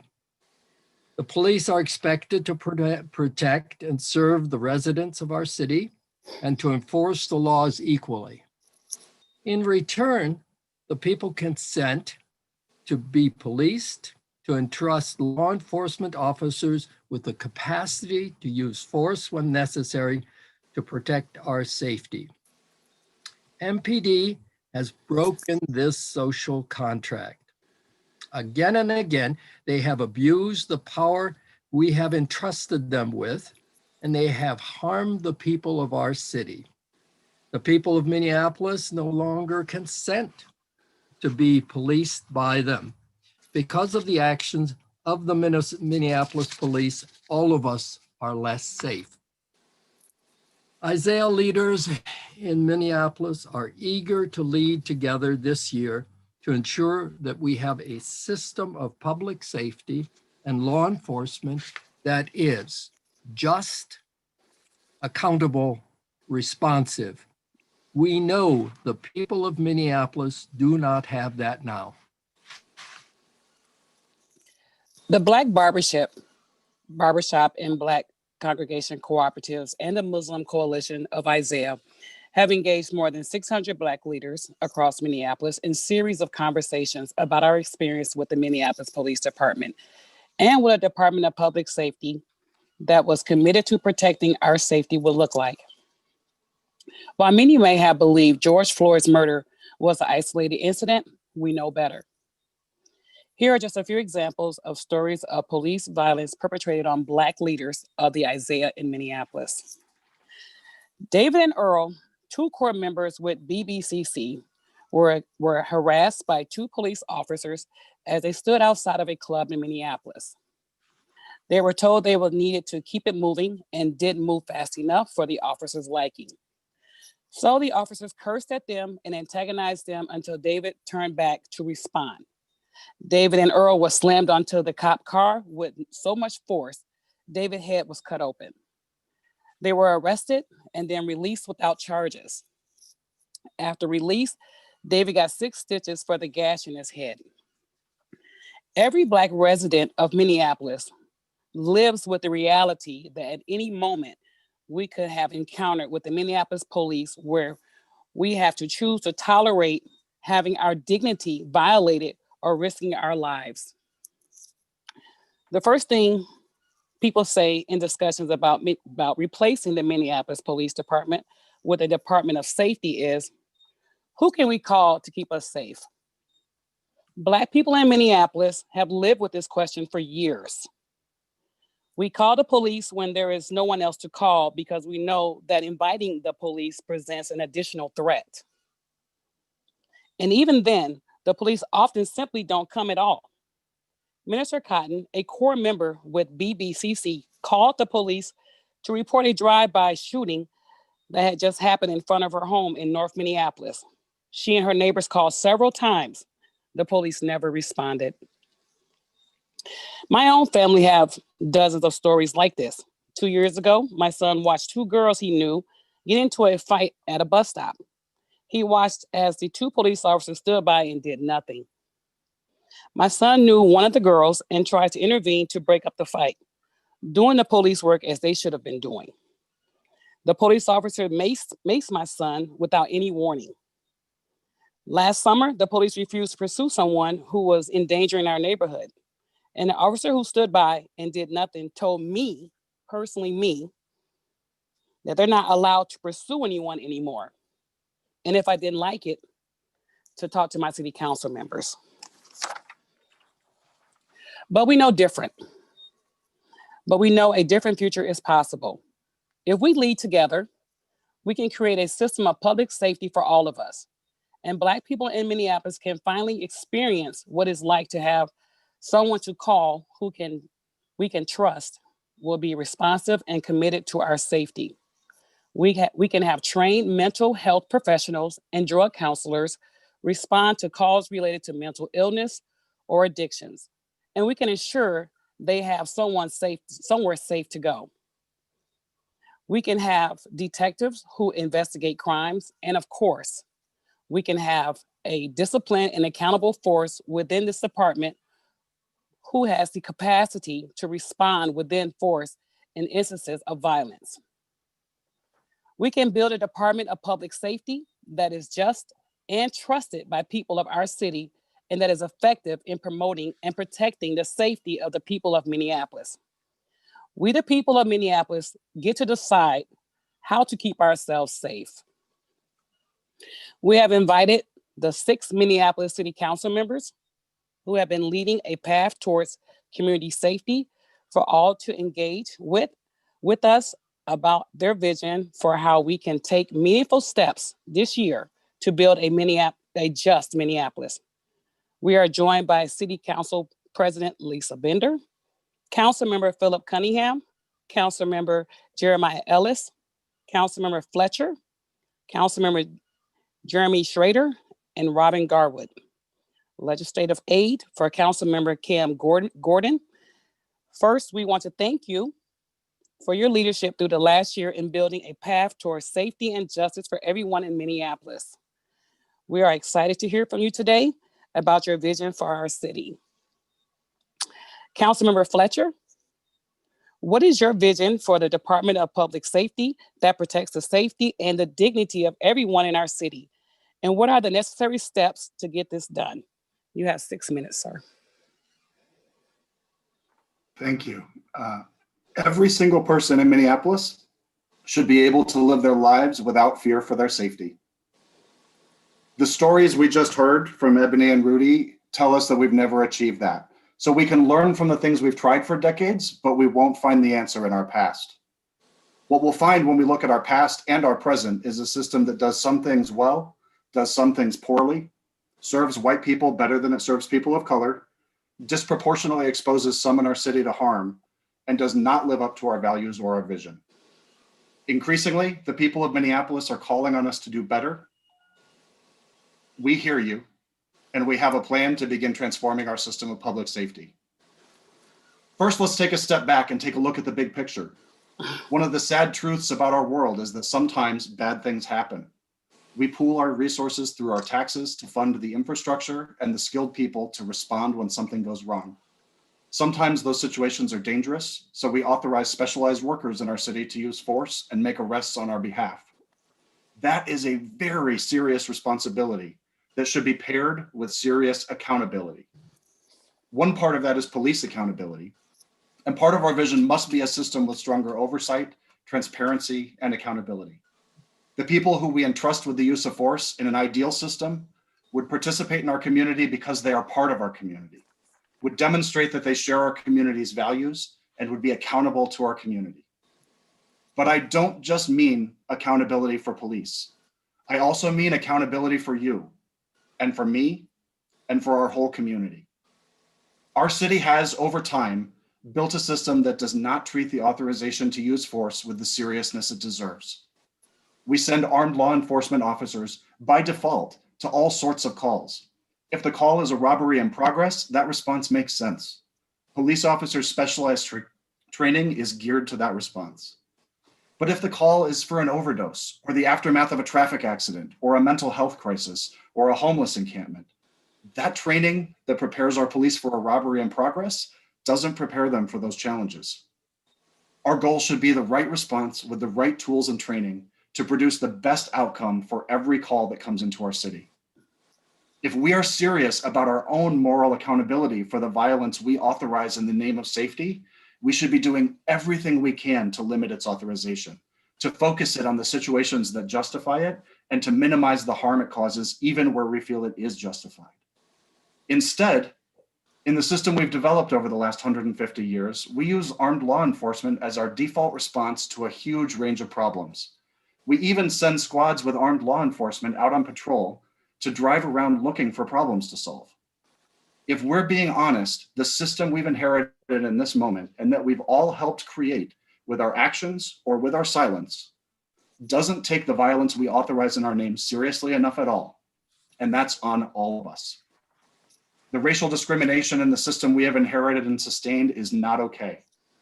The decisions we've made that either intentionally or incidentally expose Black and brown Minneapolis residents to the harms of suspicion, police violence, and incarceration to help others feel safe is not okay. The sum total of those decisions adds up to a system that is deeply unjust and cries out for structural change. Not reform, transformative structural change. The structures we need to change are defined in part in our city's charter, and we're proposing changes to the charter to empower our city to build the system we imagine as possible. Our city charter defines the organizational structure of our city government, and it requires us to have a police force. Together, we can create a Department of Public Safety where armed law enforcement is only one division of a broader department that includes community building and violence prevention strategies. But we have to change the charter to do that. Unlike other departments, the charter gives complete authority over the police department, including policymaking authority, to the mayor. That means policy decisions can be made unilaterally by the mayor and the chief in private meetings without public debate. Even for good decisions, this undermines public trust in reforms. Our city can create a department that is publicly accountable for its policies and participates along with the rest of the city in our public democracy. But we have to change the charter to do that.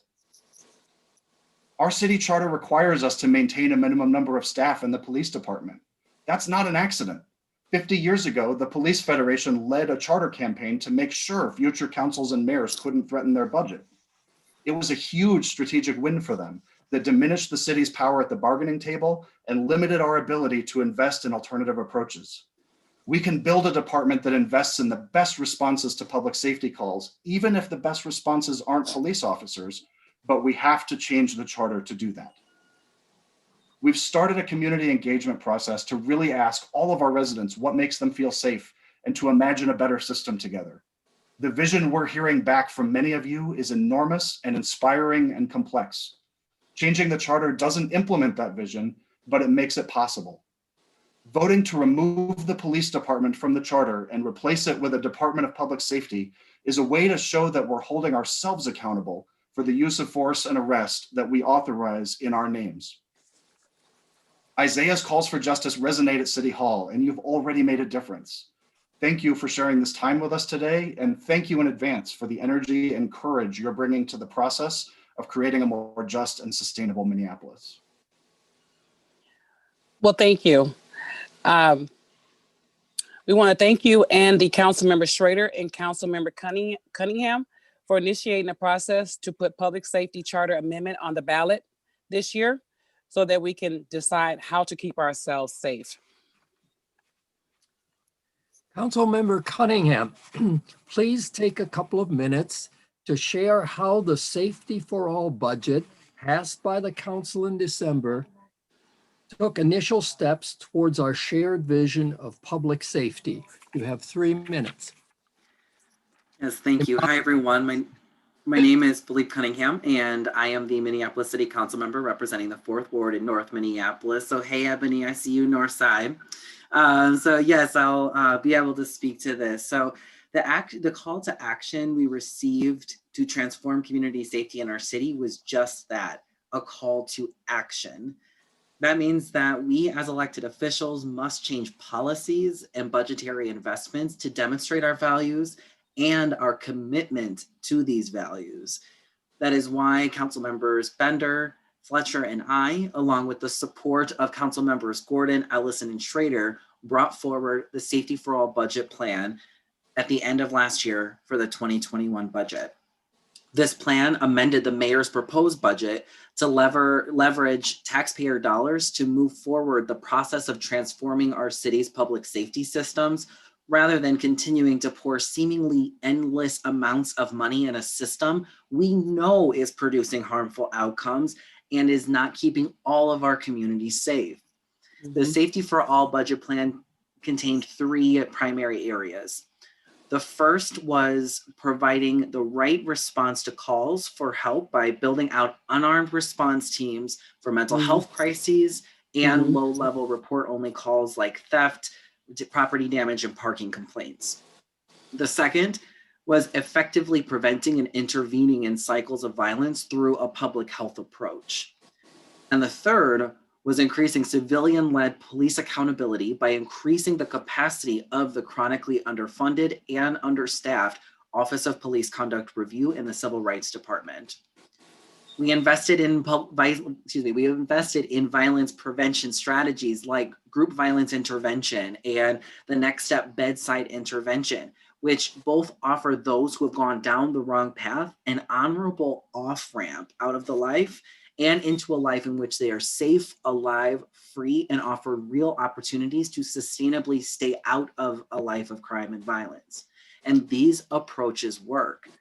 The Safety for All budget plan was unprecedented in the amount of money invested in strategies like these. By institutionalizing these strategies in this way, we are demonstrating something very rare in government systems, that we have learned from the mistakes of the past and are doing better by those harmed by those mistakes. Our shared vision of a Minneapolis that is safe for all residents must be rooted in justice and community. We do this by investing in real strategies that result in less crime and violence and less punishment. We do this by investing in communities to build power block by block, so as to create the efficacy and self-determination among neighbors to intervene in harmful behaviors with conflict mediation and restorative justice. We do this by changing policies that create more space for diversion and rehabilitation programs for first-time offenders, those struggling with substance abuse disorders, and those wanting to get out of the sex trade. But we as elected officials cannot do all this work alone. It can only be done by changing the political will of the people and pushing those politicians who are devoted to the status quo. We can only do this work together, as we saw with the Safety for All plan, so let's keep it going. Thank you.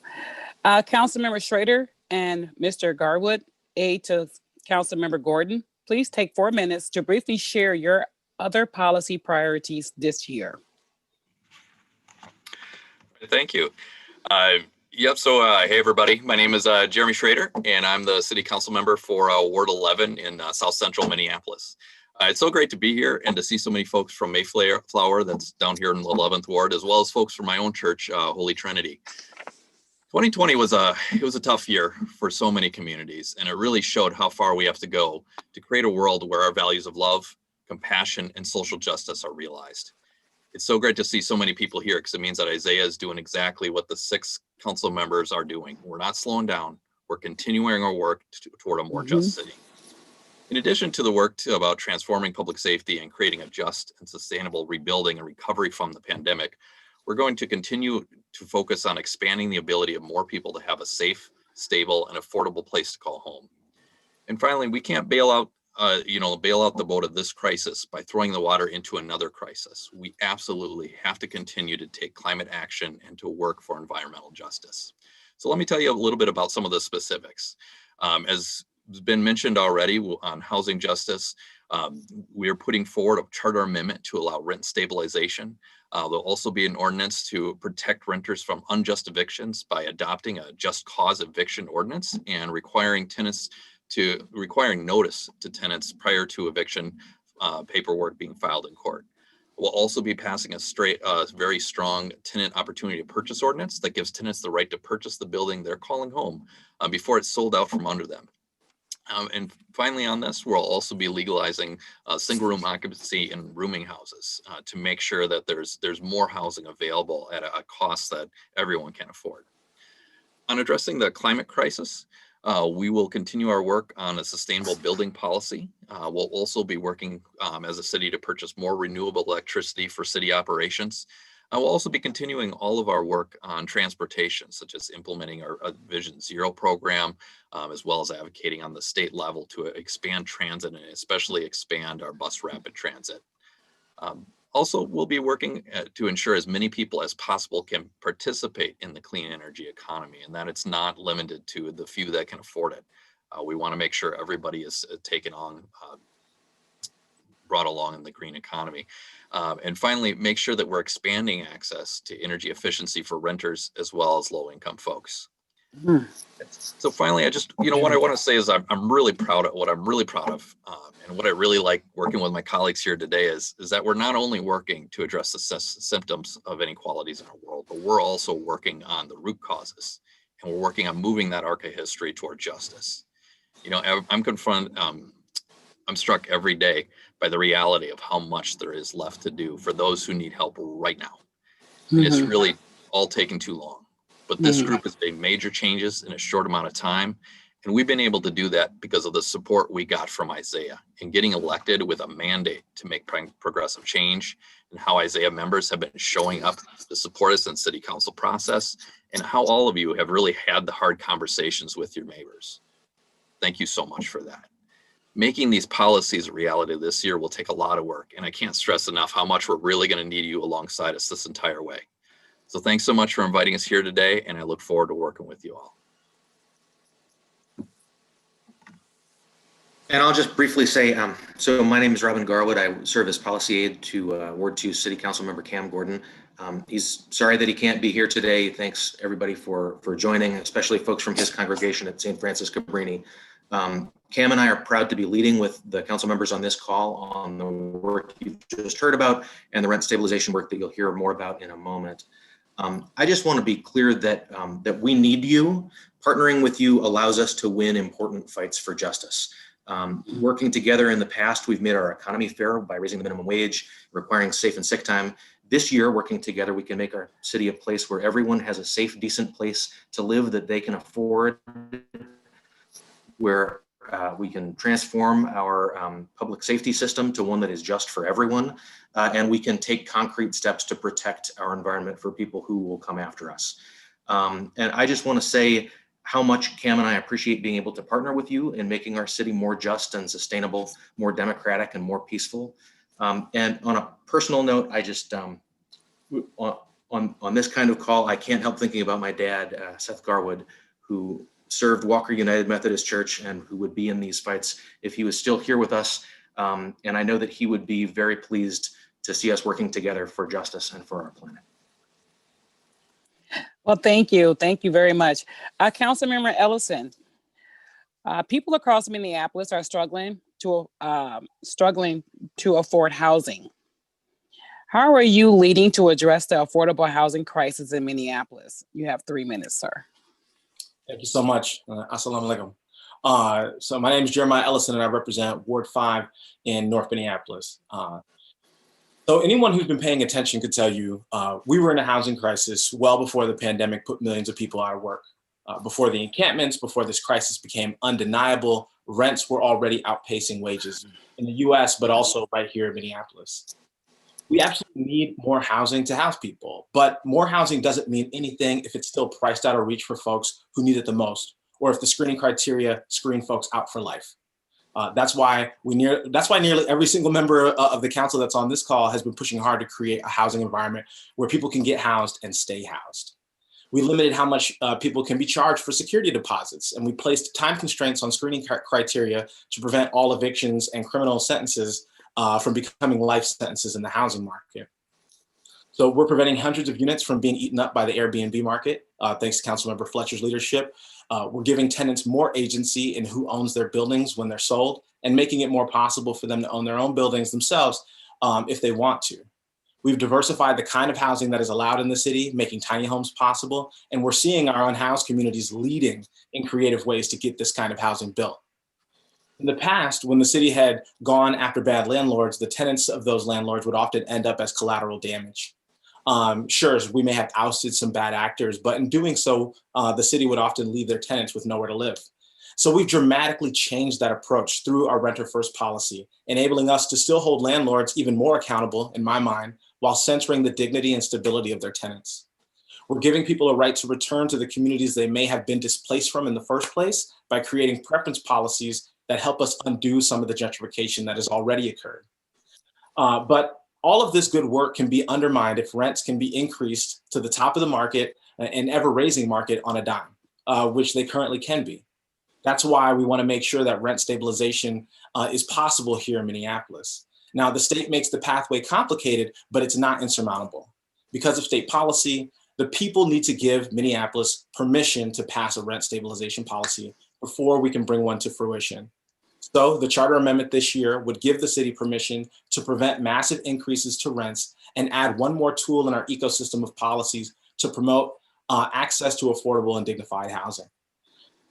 We make ideas like safe and dignified housing for all, like ending homelessness, exist in this purely aspirational realm. But with a plan and with good policy, we can make these things possible here on the ground.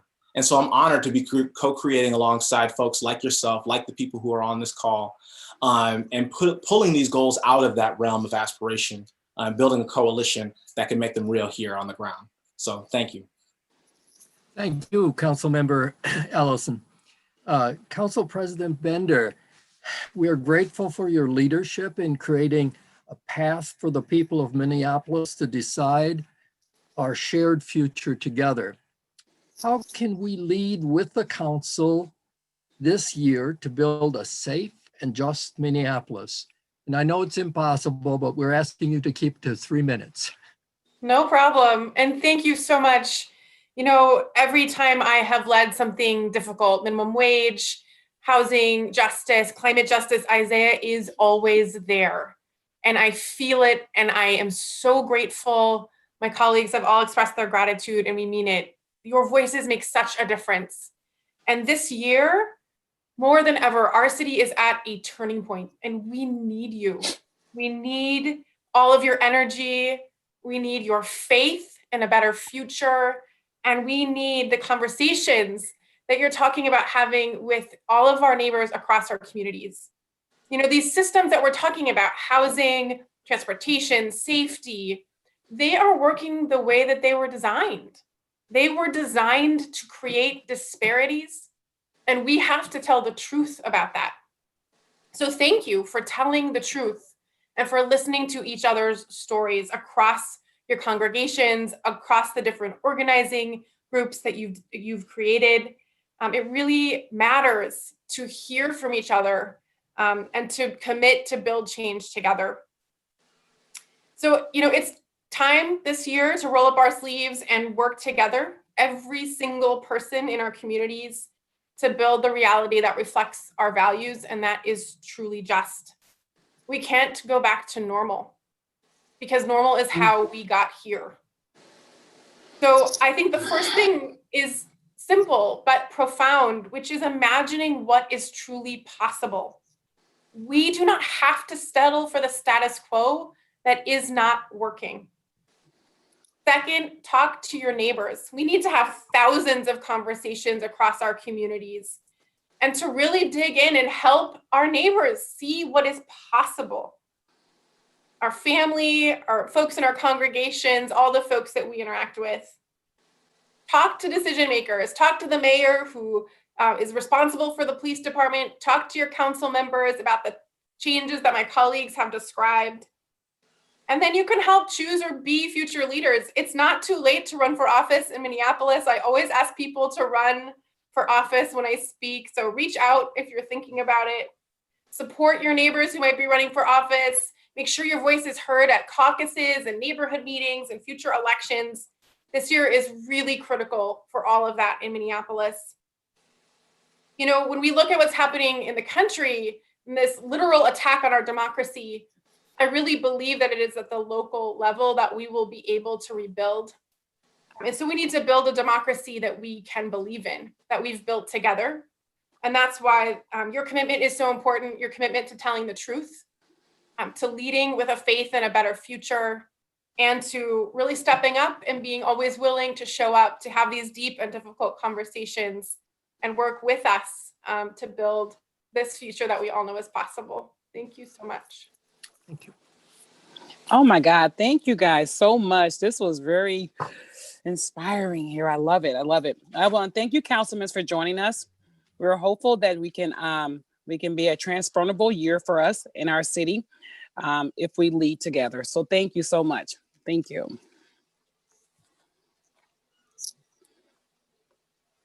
Thank you, Ebony and Rudy.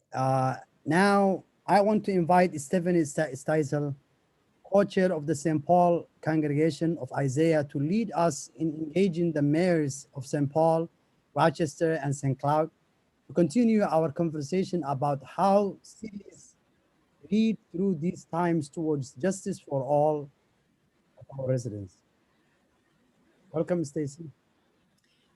My name is Stephanie Steisel, and I am co-chair of the St. Paul Congregational Base of Isaiah.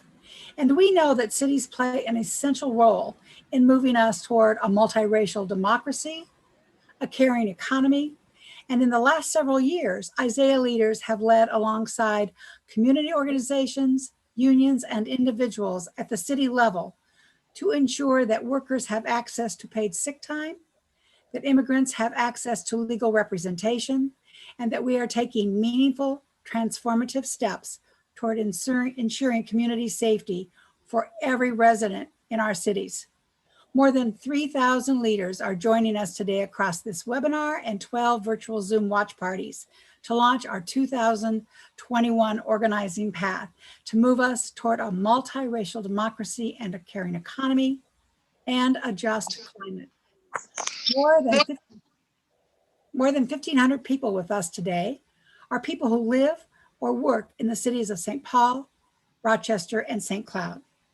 We are grateful to have Mayor Carter from St. Paul, Mayor Norton from Rochester, and Mayor Kleiss from St. Cloud here to share their vision and how they will lead and how we can lead together to address the challenges of this moment and build a just future for the residents of our cities. We know that today is just a first step in leading together with our mayors in 2021. We will hear from each of our mayors for 5 minutes each, and we have sent the mayors our questions in advance.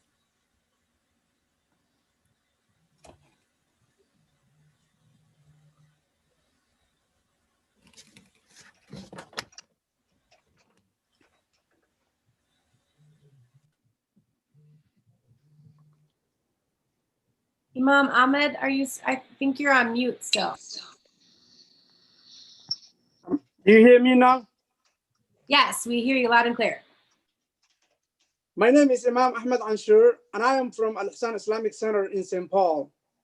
I am a co-leader with the Muslim Coalition of Isaiah, as well as a co-leader with the Islamic Association of North America, IANA, which has over 35 chapters nationwide, including 15 in Minnesota.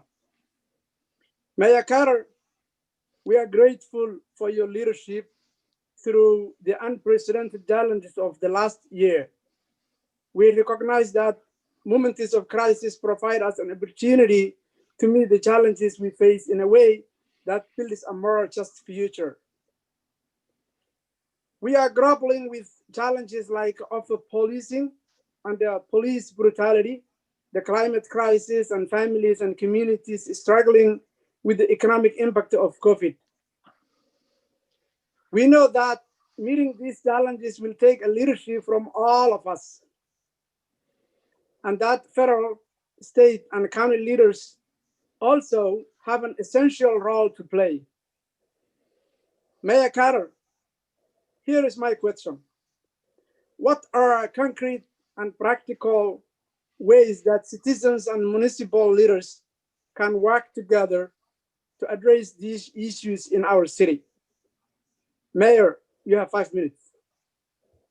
Thank you, Imam, and thank you all for being here. This is such an incredible gathering of such an incredible group of people. You know, this is, as I've seen faith used for some of everything just in 2021 already. To see us be able to come together across different faiths and say, you know, we share a passion for our shared humanity. We share a passion for people. And throughout all of our faiths, they all teach us that we can put our faith into action by getting up and by going and putting that faith to work on behalf of our neighbors, on behalf of people. And, you know, while there are some folks who try to tell us that we should employ that faith and we should employ that goodwill towards people who are the most like us, all of our faiths at their core, at their purest level, teach us that our work ought to extend to people who are the least like us as well. And that's how we show our love for one another. You know, Imam, your question couldn't be more accurate. St. Paul has endured probably the most traumatic year in our city's history. We've endured not only a health pandemic, but we've endured an economic pandemic. We've endured a racism pandemic. We've endured trauma after trauma after trauma. We know that we endured the trauma of George Floyd's murder, but we've also endured our racial legacy as a country on display. We've endured our racial paradox on display, and we've endured just seeing reminder after reminder after reminder that we are not the post-racial country that some tried to pretend that we were after President Obama was elected. In St. Paul, I would tell you, you know, when the challenges are as high as they've been, I don't know what it would look like to feel like we've done everything or we've done enough. But I'm really proud of the way that we've worked together with our city council and most importantly with our residents and local businesses to meet the challenges, to meet the demands of this last year. In 2020 alone in St. Paul, we launched College Bound St. Paul, which starts every child born in our city with $50 in a college savings account. We launched our Families First initiative, which helps low-income families with school-age children of $300 a month to help pay the rent and stay stably housed. We responded to the pandemic with a series of fines and fees relief to try to keep money in our residents' pockets, from suspending water shutoffs so every family can afford to wash their hands, to waiving impound fees and inviting people to come and pick up their cars for free from our impound lots. We passed our fair housing ordinance this summer, which, with the help of many of you who've worked on this for years, to help provide and pass some of those types of housing protections for tenants, because our city is more than half renters now, and passing some of those types of protections for tenants that we know that we need as our city grows. And we have leveraged CARES Act resources to help bring new supports online for our neighbors more than ever now that we see experiencing unsheltered homelessness. We've continued to respond to our climate crisis by completing over 20 miles of new bicycle facilities and continuing our push to build the nation's first electric car share powered by 100% renewable energy, so we can make it easier and less expensive for our neighbors to get around our city. We've launched our People's Prosperity Guaranteed Income Pilot, which provides a $500 a month benefit to a set of low-income families in our city with children over an 18-month period. And we've launched our Community First Public Safety Commission, bringing people together to continue our work to reimagine public safety. All of this stuff is getting national attention. We're seeing more national press than we're maybe used to in St. Paul. But I'll tell you, it's not because of what we're doing, it's because of how we're doing it. It's because from the beginning, people like you guys have been engaged in this work. So many of you, the St. Paul folks who helped us a couple of years ago have a conversation about trash, more importantly, help us have a conversation about so much more than trash, to say we have more to do in our community than that.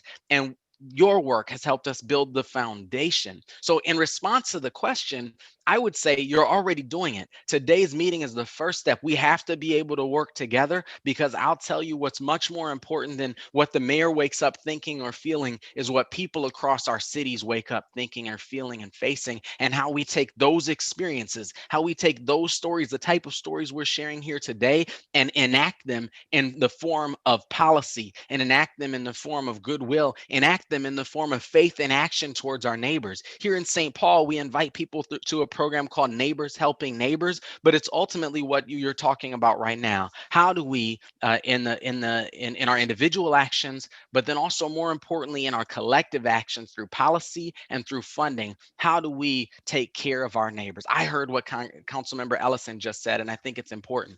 Our neighbors experiencing homelessness are not newly housing insecure. And you know what? That's the case for all of the crises we've faced in 2020. None of these are new. We had people who were struggling to access healthcare. We had people who were struggling to access housing. And prayerfully, what we've learned in 2020, that as long as any one of us struggles to keep a safe, stable housing over the head of our children and our families, as long as any one of us struggles to put food on the table, to pay the rent, as long as any one of us can't afford to take a week off of work to care for a sick relative, or to go to the doctor when we have symptoms, that all of us are less safe. My hope, what we've been trying to do in St. Paul over this past year, my hope is that what we do as a country is say, our goal isn't just to get back to where we were a year ago before this crisis hit. Our goal is to move our country forward, to move our city forward, to move our state forward toward a more just and more resilient economy. That's what we're working for in St. Paul. That's why you don't hear me use the word recovery, because our goal isn't to recover backwards. Our goal is to build forward for the future. It can only happen through people engaging together. I believe, and this is the last thing I say because I think I'm out of time, but I believe that every decision that's ever made is made to benefit the decision makers. So our work in St. Paul centers around expanding our circle of decision makers to include all of our country, all of our communities, all of our cultures, all of our neighborhoods. You show me a neighborhood that needs to be better served. You show me a group of people that needs to be better served by public policy decisions that are made. I will show you a community that needs to be more engaged and more included in the inner circle of decision makers. That's what our work is doing. That's what your work is doing. I'm thankful that we've been able to work together on these things so far. And I know that our communities need now more than ever for us to continue to work on all of these goals into the future. Thank you for letting me share your space and time today.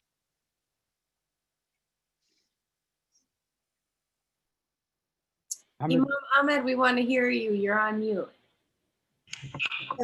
Sorry. Thank you, Mayor Carroll. We are eager to lead with you around our shared vision for St. Paul. As am I. Thank you. Hello, Mayor Norton. My name is Patty Trinka, and I'm a core leader with the Rochester Congregation base of Isaiah. First, I want to thank you for your leadership through the unprecedented challenges of this last year. We recognize that moments of crisis provide us an opportunity to meet the challenges we face in a way that builds a more just future. We are grappling with challenges like over-policing and police brutality, the climate crisis, and families and communities struggling with the economic impact of COVID. We know that meeting these challenges will take leadership from all of us, and that in addition to city leaders, federal, state, and county leaders also have an essential role to play. What are concrete and practical ways that citizens and municipal leaders can work together to address these issues in our city? You have 5 minutes.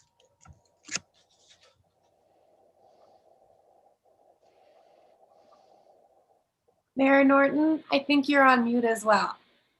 Okay, but I've gone to my phone because I couldn't get my computer to work. So here we go. This is perfect. Thank you. Okay, wonderful.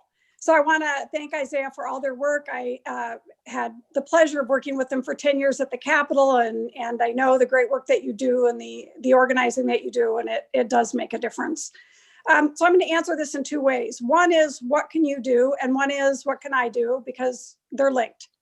The first is, what can you do? And many of you already know this, and you do it every day, which is get to know your local leaders. We've just had an election. There's new leaders in most cities. Get to know them, make appointments, spend some time with them.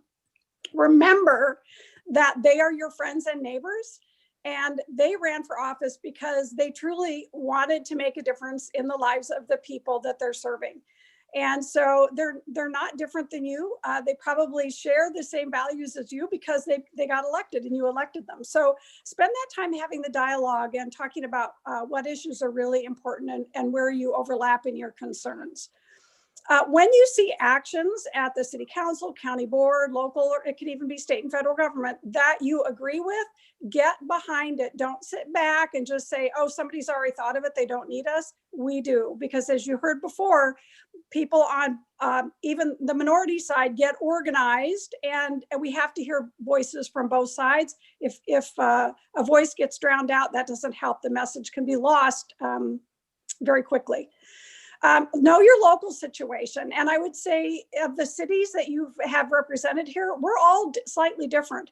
If there's a problem in Minneapolis, and certainly they've been dealing with the police department, it may not be exactly the same type of policing in the next city or the city over. So get to know what's happening in your city and either, highlight the things that are going well or find the things that still need to be changed, but don't group us all together because we are different.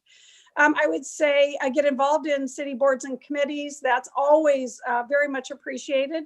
If there's one that fits your passion, or if your passion is energy and environment, there's a county environment committee and a city energy committee in Rochester, and we would love to have people on board. So put your name in, get involved if you can. I would say the other thing to remember is government doesn't have the answer to every problem. If you look back at the history of our country, you know that nonprofits came about because government can't or shouldn't or couldn't solve every problem, and neither could private industry. Nonprofits were started to fill the gap in the middle. And so in Rochester, for instance, there's a nonprofit consortium that has gotten together with 50, 75, 100 nonprofits that get together every week or two. Get involved in that. Find out what other nonprofits are doing. Don't duplicate your efforts, but complement the efforts of another nonprofit. Or if there's something you care about and a nonprofit's, doing it, join in. So I'm going to answer then from the other side. As a mayor, I get to go to organizations or groups like the U.S. Conference of Mayors, and yesterday we did that ourselves. So just like your meeting today, we met yesterday.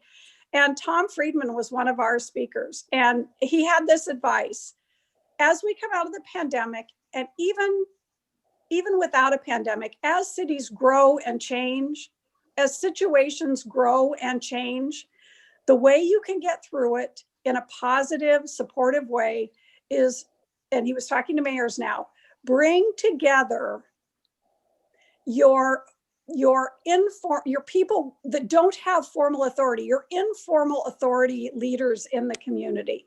Bring them together to solve the problems of your community, either themselves or with you, which would be ideal. And the other piece of advice to that was you have to leave your politics, your partisan politics, at the door. And I think that's true, because what leaders want is to serve the people in their community, do right by individuals in their community. And that's what we all want. And so politics left at the door, issues on front and center, deal with the issue and not the personalities. And I think together with Isaiah and other groups, we can really make a difference coming out of this pandemic to as has been pointed out before, the pandemic highlighted the problems that were already there. I think you probably heard that 100 times. It's so true, and it's true in our community too. So as we come out of the pandemic, it's really clear what we need to be working on: housing, wages, retraining employees, supporting our local businesses so that they can start hiring again. There's just so much. Food security, the importance of school for our children. So daycare, as has been mentioned, huge issue. So all the things that you care about, all the things that you talk about, they're right on, and we're here to help. Thank you, Mayor Norton. We appreciate your words. Hi, Mayor Claes. My name is Muhyiddin Mohammed. I'm the co-leader with the St. Cloud Muslim Coalition of Isaiah. First, I want to thank you for your leadership through unprecedented challenges of the last year. We recognize the moment of crisis provides us an opportunity to meet the challenge we face in a way that builds more just future.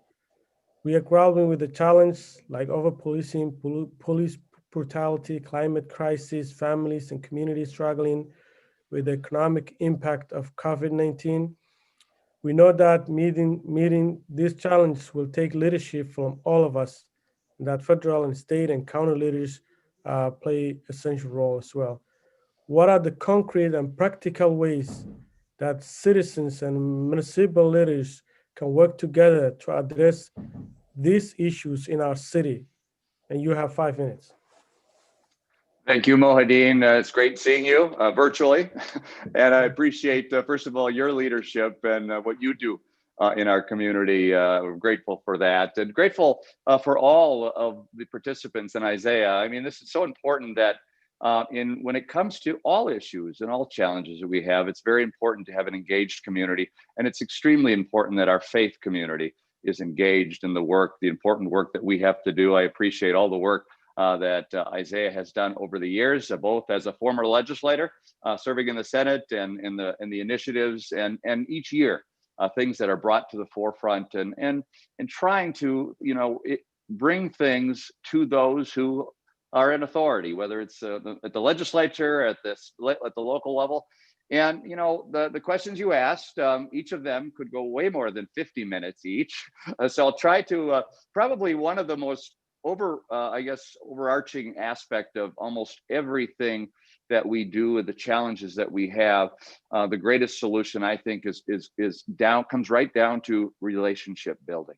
It is so important that we build relationships in our community. It's very difficult to tackle any major challenge without knowing your neighbors and knowing the individuals in your community. And as an elected official, it's important for us, and it is really a responsibility as an elected official to get to know people in the community. And that takes an active involvement. It's something that the community has done in a number of ways. I'll give you some of the concrete. I try to have a town hall meeting every week. It's a little different. They're virtual now, so it's a little bit more challenging during the pandemic, but it's important to engage. But it's also, when it's not virtual, going to places, it's not people having to come to you. It's one of the challenges I've always seen at government meetings, especially council meetings. People have to come and then they have to speak, go up to a microphone. 80% of people are afraid of public speaking. I think it's the number one fear, second to death. So public speaking, you're only getting so many people that are willing to do that. So you need to engage people in small groups and really build those relationships. I have a thing that I do. I do what's called dinner with strangers. The only caveat is you have to be somebody I don't know, and I invite 8 to 10 people to my house. And still during COVID, little smaller groups, but people I don't know, and have a conversation and get to know people. It's a concept that's been used throughout the state. Actually, a good friend of mine, Marnita's table, is something that having conversation or dialogue over a meal is a way to get to know people. That relationship building is extremely important. That engagement is extremely important. That leads to those 3 questions you asked. Community policing is something that we've done in St. Cloud for a number of years. It goes all the way back to 2004. The year before I became mayor, it was bringing community members together and developing a community policing agreement. It took a lot of meetings and a lot of very difficult conversations, bringing groups together. That it wasn't just a document that was done once. It was actually built in to have it done over years. In fact, it was reinitiated just 2017. And then every year there has been a meeting of that group, and even more so after the murder of George Floyd this last year, and the challenges around communities all over the country. That group has met separately a number of times. It's important to have that dialogue, and it's important to have that relationship building. In fact, the leader of that group, Pastor Alberts, I know is a leader in Isaiah, and the fact that I think he said once a number of years ago, one of that aspects, an example of that relationship building. When there's a crisis, and a lot of these crises we've had in St. Cloud happen in the middle of the night, 2 or 3 in the morning, and that having the ability to call somebody on their cell phone, you have their number because you have a relationship, you have that connection. That's an important piece, and to engage that community in helping resolve those issues. So that is one area that is extremely important. Our community policing agreement is a living document, and we continue to bring people to the table to make that happen. Engagement is important also. It's important. I think it was one of the council members earlier said, and I do this all the time too, get involved. There are boards and commissions, or run for office. In fact, we had a number of folks that ran for office this last year, whether it be council or school board, who unfortunately didn't make it. I appointed about 50% of those folks to boards and commissions because I know they wanted to be involved and engaged. So putting them in, there's a lot of engagement you can do in boards and commissions, and the authority that boards and commissions have, they can actually make a difference in a community. When it comes to climate crisis, you mentioned, this is something that is extremely important to the city of St. Cloud. We have done a number of things over the years. In fact, through our wastewater treatment facility, all our facilities, we've actually gotten to a net energy producer in all of our buildings. We had a goal in 2014 to reach 80%. We exceeded that in 2018 by 84%. And now we're at 100%. We're actually produce more energy than we use as a city. We actually have a net above about 106%. At our facilities, and most of that is biogas, solar, biogas and solar. So those are the renewable energy that we produce. Plus, if you those are the renewable energies. But if you add in our hydro facility, we're at 300%. So we actually produce and sell that back to the grid through Xcel. So that is an area we put a lot of emphasis on making sure that we not only do that, we do it by example as a city, but also help with folks with energizing their home, partnering with Xcel and other groups to do that. So it's an important aspect. We are moving in the direction of electric vehicles with the city. We are moving in the direction of even more issues of sustainability. We've been listed in Minnesota, I think last year, as the most sustainable city in Minnesota.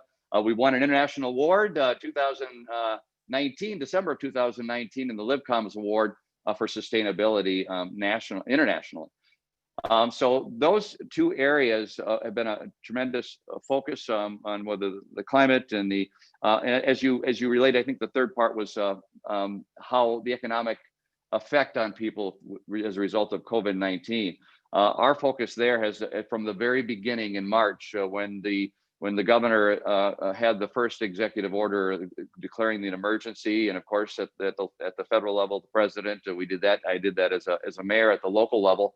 One of the first things we do is look at as our most vulnerable populations, those experiencing homelessness, partnering with our federal folks through community development block grants and making sure that CARES dollars, that we got those dollars to folks that were the most vulnerable in our community. And as has been said many times, a lot of these examples of the challenges that are there were there pre-COVID, but even more challenging during this time. But it allowed us to partner, and this is relationship building and partnership, where the city of St. Cloud is in 3 counties. That's unique: Stearns, Benton, and Sherburne. So we have to partner with multiple jurisdictions just from a county aspect, but also multiple cities in our area. So working together and collaborating our efforts in responding to COVID-19 and the economic challenges. The state, of course, the legislature just passed a relief bill for businesses that's gone out to counties for those who didn't necessarily qualify for the CARES Act or PPP and other programs. We're helping with that through our counties. But we're also, through our Economic Development Authority, are putting aside dollars for businesses for recovery. We know there are challenges, and we know there are businesses that fall through the cracks with the gap, either from the state or the federal level. But we want to make sure as a city we can do everything we can, especially businesses that exist or new businesses that are very challenged at this time. We want to make sure that they continue. So those existing businesses going forward. We also, as I think was mentioned earlier, in the aspect of, Mr. Mayor. We'd like for you to wind up, please. We've enjoyed your conversation, but we need to move on. Oh, I'm sorry. This is the challenge when I'm using my phone and I don't have a clock right on it. So I will wrap up right there. Okay, please do. Thank you. Yeah, that's it. I'll just end right there. So thank you. Thank you, David. We appreciate that, your input. Okay, thank you. I want to thank Mayor Carter, Mayor Norton, and Mayor Kleis for their time in joining us today. We hope to partner with you this year and work around our shared vision of justice for all. Thank you. These conversations with our elected leaders are an essential step in leading us on a path together towards a more just Minnesota. Now I want to invite Isaiah lead organizing team to lead us in a conversation about our next steps out of this meeting. Thank you, Maria. So how's everybody doing? That was a lot. There's a lot of energy in the room. I feel pumped up. I'm ready to launch this thing. My name is Brian Fullman, lead organizer with BBCC. That's the Barbershops and Black Congregation Cooperative. I am now about to allow the opportunity for Isaiah's lead core team, my colleagues, to introduce themselves. So I'll start off with Laura. Hi, my name is Laura Johnson. I'm the lead program organizer of Isaiah. So happy to be here with all of you right now. Hi, everybody. My name is Vivian Hekronya, also lead organizer with Isaiah. Hey everyone, Alexa Howard, lead organizer with Isaiah. So proud of what we've been doing today. Assalamu alaikum. My name is Abdullahi Farah. I am the one of the lead organizers of Isaiah. Glad to be here today. Absolutely, you all. So I'm just going to take a few seconds to. There was some reflection that I had. So we got to hear from people across the state, mayors from across the state. We also got to hear from our governor, our Speaker of the House, the City Council of Minneapolis. And one thing is for sure and two for certain. They all expressed the historical support and foundation and base that we have and the power that we demonstrate all the time. So they all mentioned that. Another thing that was mentioned that I want us to actually not wrestle with, but I wanted to resonate and I wanted to sink into our bones. It's not enough. We need more power. We need to on-ramp and invite every last one of you all that's on this call right now. And the support that's needed to be able to push a public mandate, to create a buzz and an energy around healthcare, around climate, around police brutality, and offering up a new version of what public safety looks like. These are all issues that we need you all for. The transformation that's possible when we in this space, it happened to me. To be on a platform, publicly professing right now the greatness of agency, the audacity that I've developed in the last years, the last 5 to 6 years, has come because of this agency and the intentionality that this agency showed me in my growth and my development to become a powerful leader. This is what this agency actually provides. And you've heard countless amounts of people speak to that. So what are we going to do with the opportunity that we have? Because like you've also heard, it's not a large window of opportunity. We have to strike while the iron's hot. We still have close to 1,000 people that's on this call from being on this call for 3 hours. If that doesn't tell you that there's leaders that's on this call that's hungry, that wants change, that wants to claim their voice, I don't know what else will. And I'll end my piece before I swing it to say this. We call this We Make Minnesota because it's true. We make Minnesota. This is actually the reflection of the state. Whether we build a multiracial democracy or a caring economy or just climate future and safe communities for all of us to really comes down to whatever we decide to lead on. We get to make that decision. Introducing a new kind of politics where people at the core of, we get to do that. That's for us to do. Let's step into our voices. Let's step into our right to be powerful. We can make Minnesota a place where all people thrive. But whether we will starts with the decision we make right now. What is that decision going to be for you? So I'll leave that right there as we think about that. And I'll swing it to Laura. Thank you, Brian. So just in case folks were wondering today, this webinar is kind of like the mothership that folks are tuned into. So there's 800 here, but there's 3,000 in total across 12 other Zoom spaces, out there in the world. So hey to everybody who's in a Zoom meeting right now. We know you're with us. We're in it together. Basically, I'm here to invite everybody here. We've heard so much today about what it means to decide to be leaders, to build the kind of multiracial democracy and caring economy and just climate future and safe communities that we know, like, we have a vision for. And that vision, as Doran grounded us today, isn't just a fantasy. like daring to have the vision is about daring to take responsibility to make it possible. So that's what this moment is about. Whether it's your first time with us or your longtime leader, we're going to launch 5 weeks of formation to form ourselves to be more powerful leaders and to form the political conditions that we know we need to make this vision reality. In a second, like now, I hope we're going to drop a link to a very long commitment form in the chat.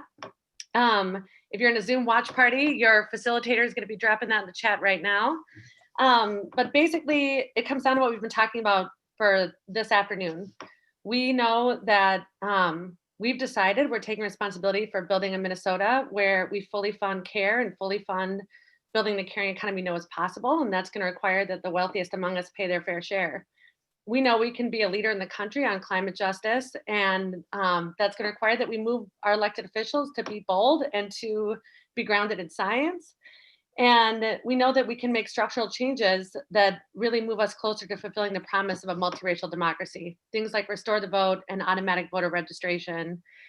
And we are on a path together to be a model in the country for how we build communities and public safety that keep all of us safe and honor our dignity.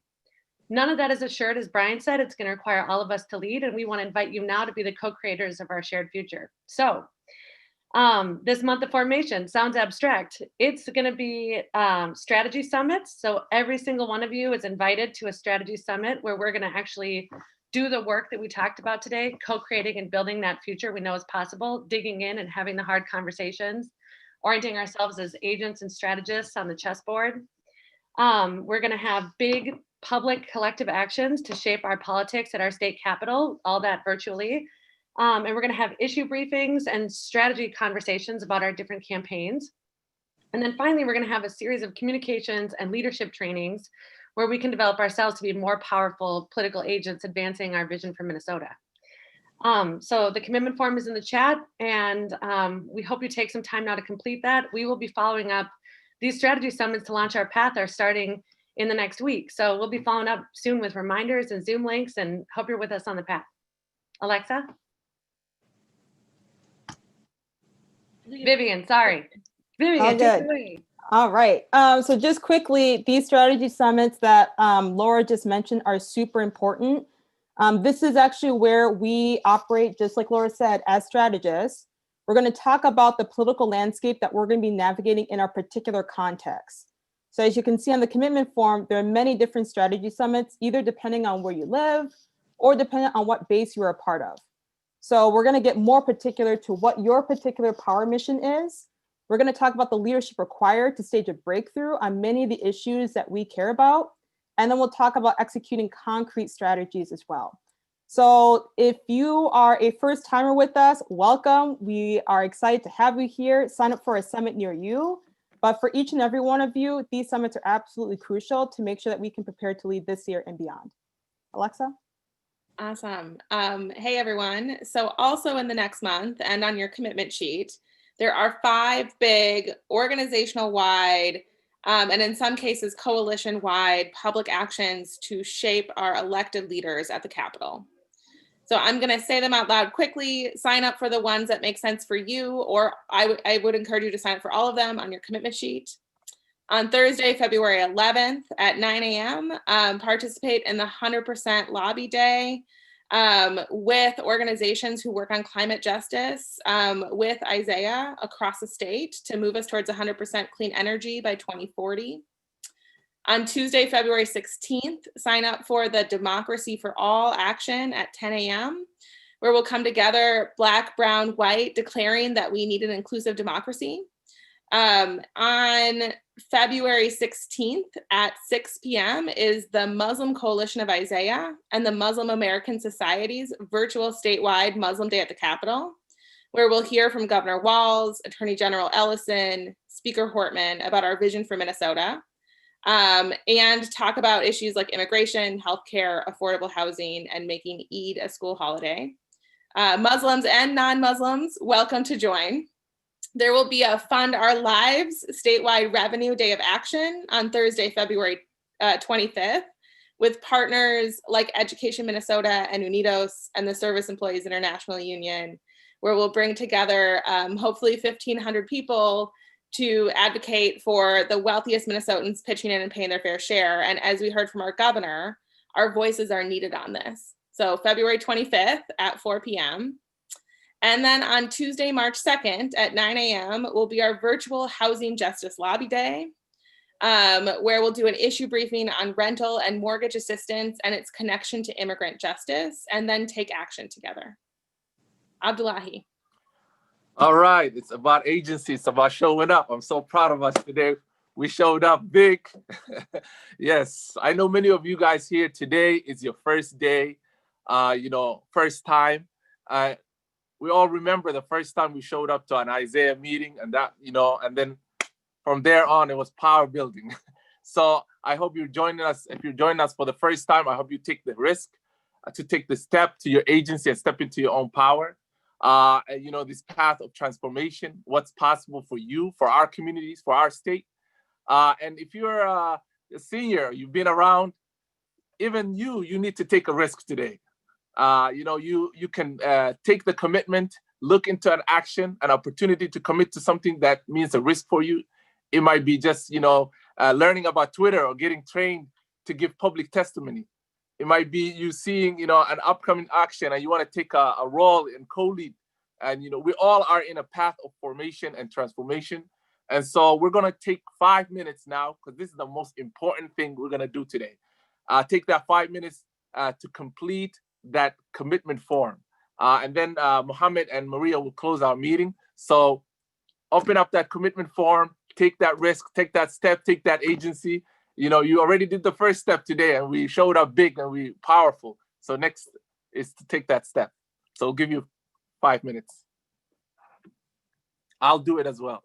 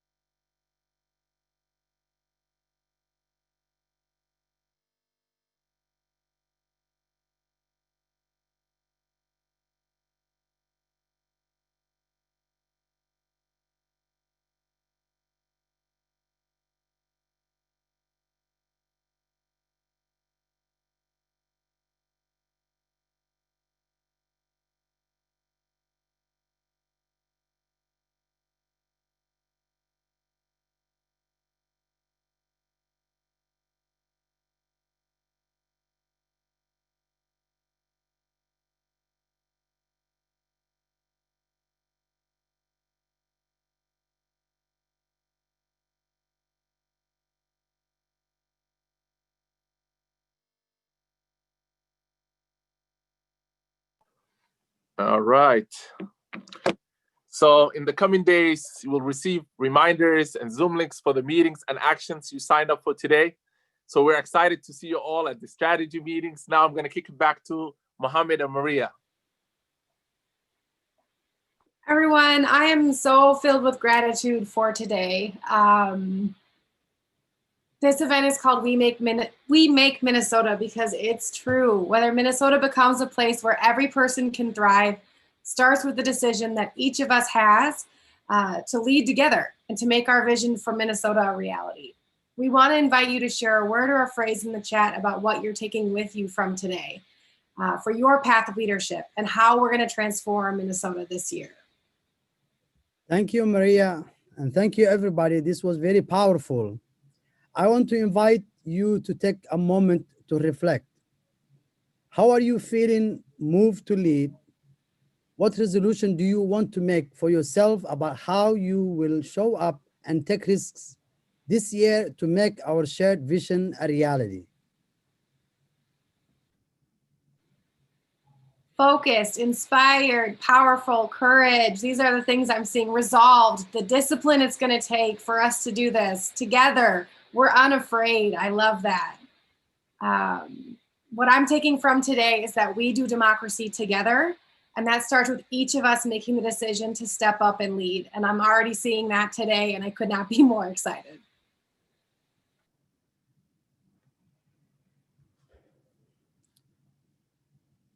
What I'm taking from today, through times of crisis, we are tempted to hope and wait for someone to fix and to save us. It is up to us. We make Minnesota, and we see today. If we don't do it, then who will do it? We hope all of you will join us for our strategy summit in the next 2 weeks as we get to work making the Minnesota we know is possible. Thank you all. It is time, and I really appreciate all the team who put together this. Thank you. Thank you, everyone. We'll do this together. Bye, guys. Thank you, everybody. Amazing, amazing. Thank you very much. We finished on time, and we did it powerfully. And we're so proud of together we can do.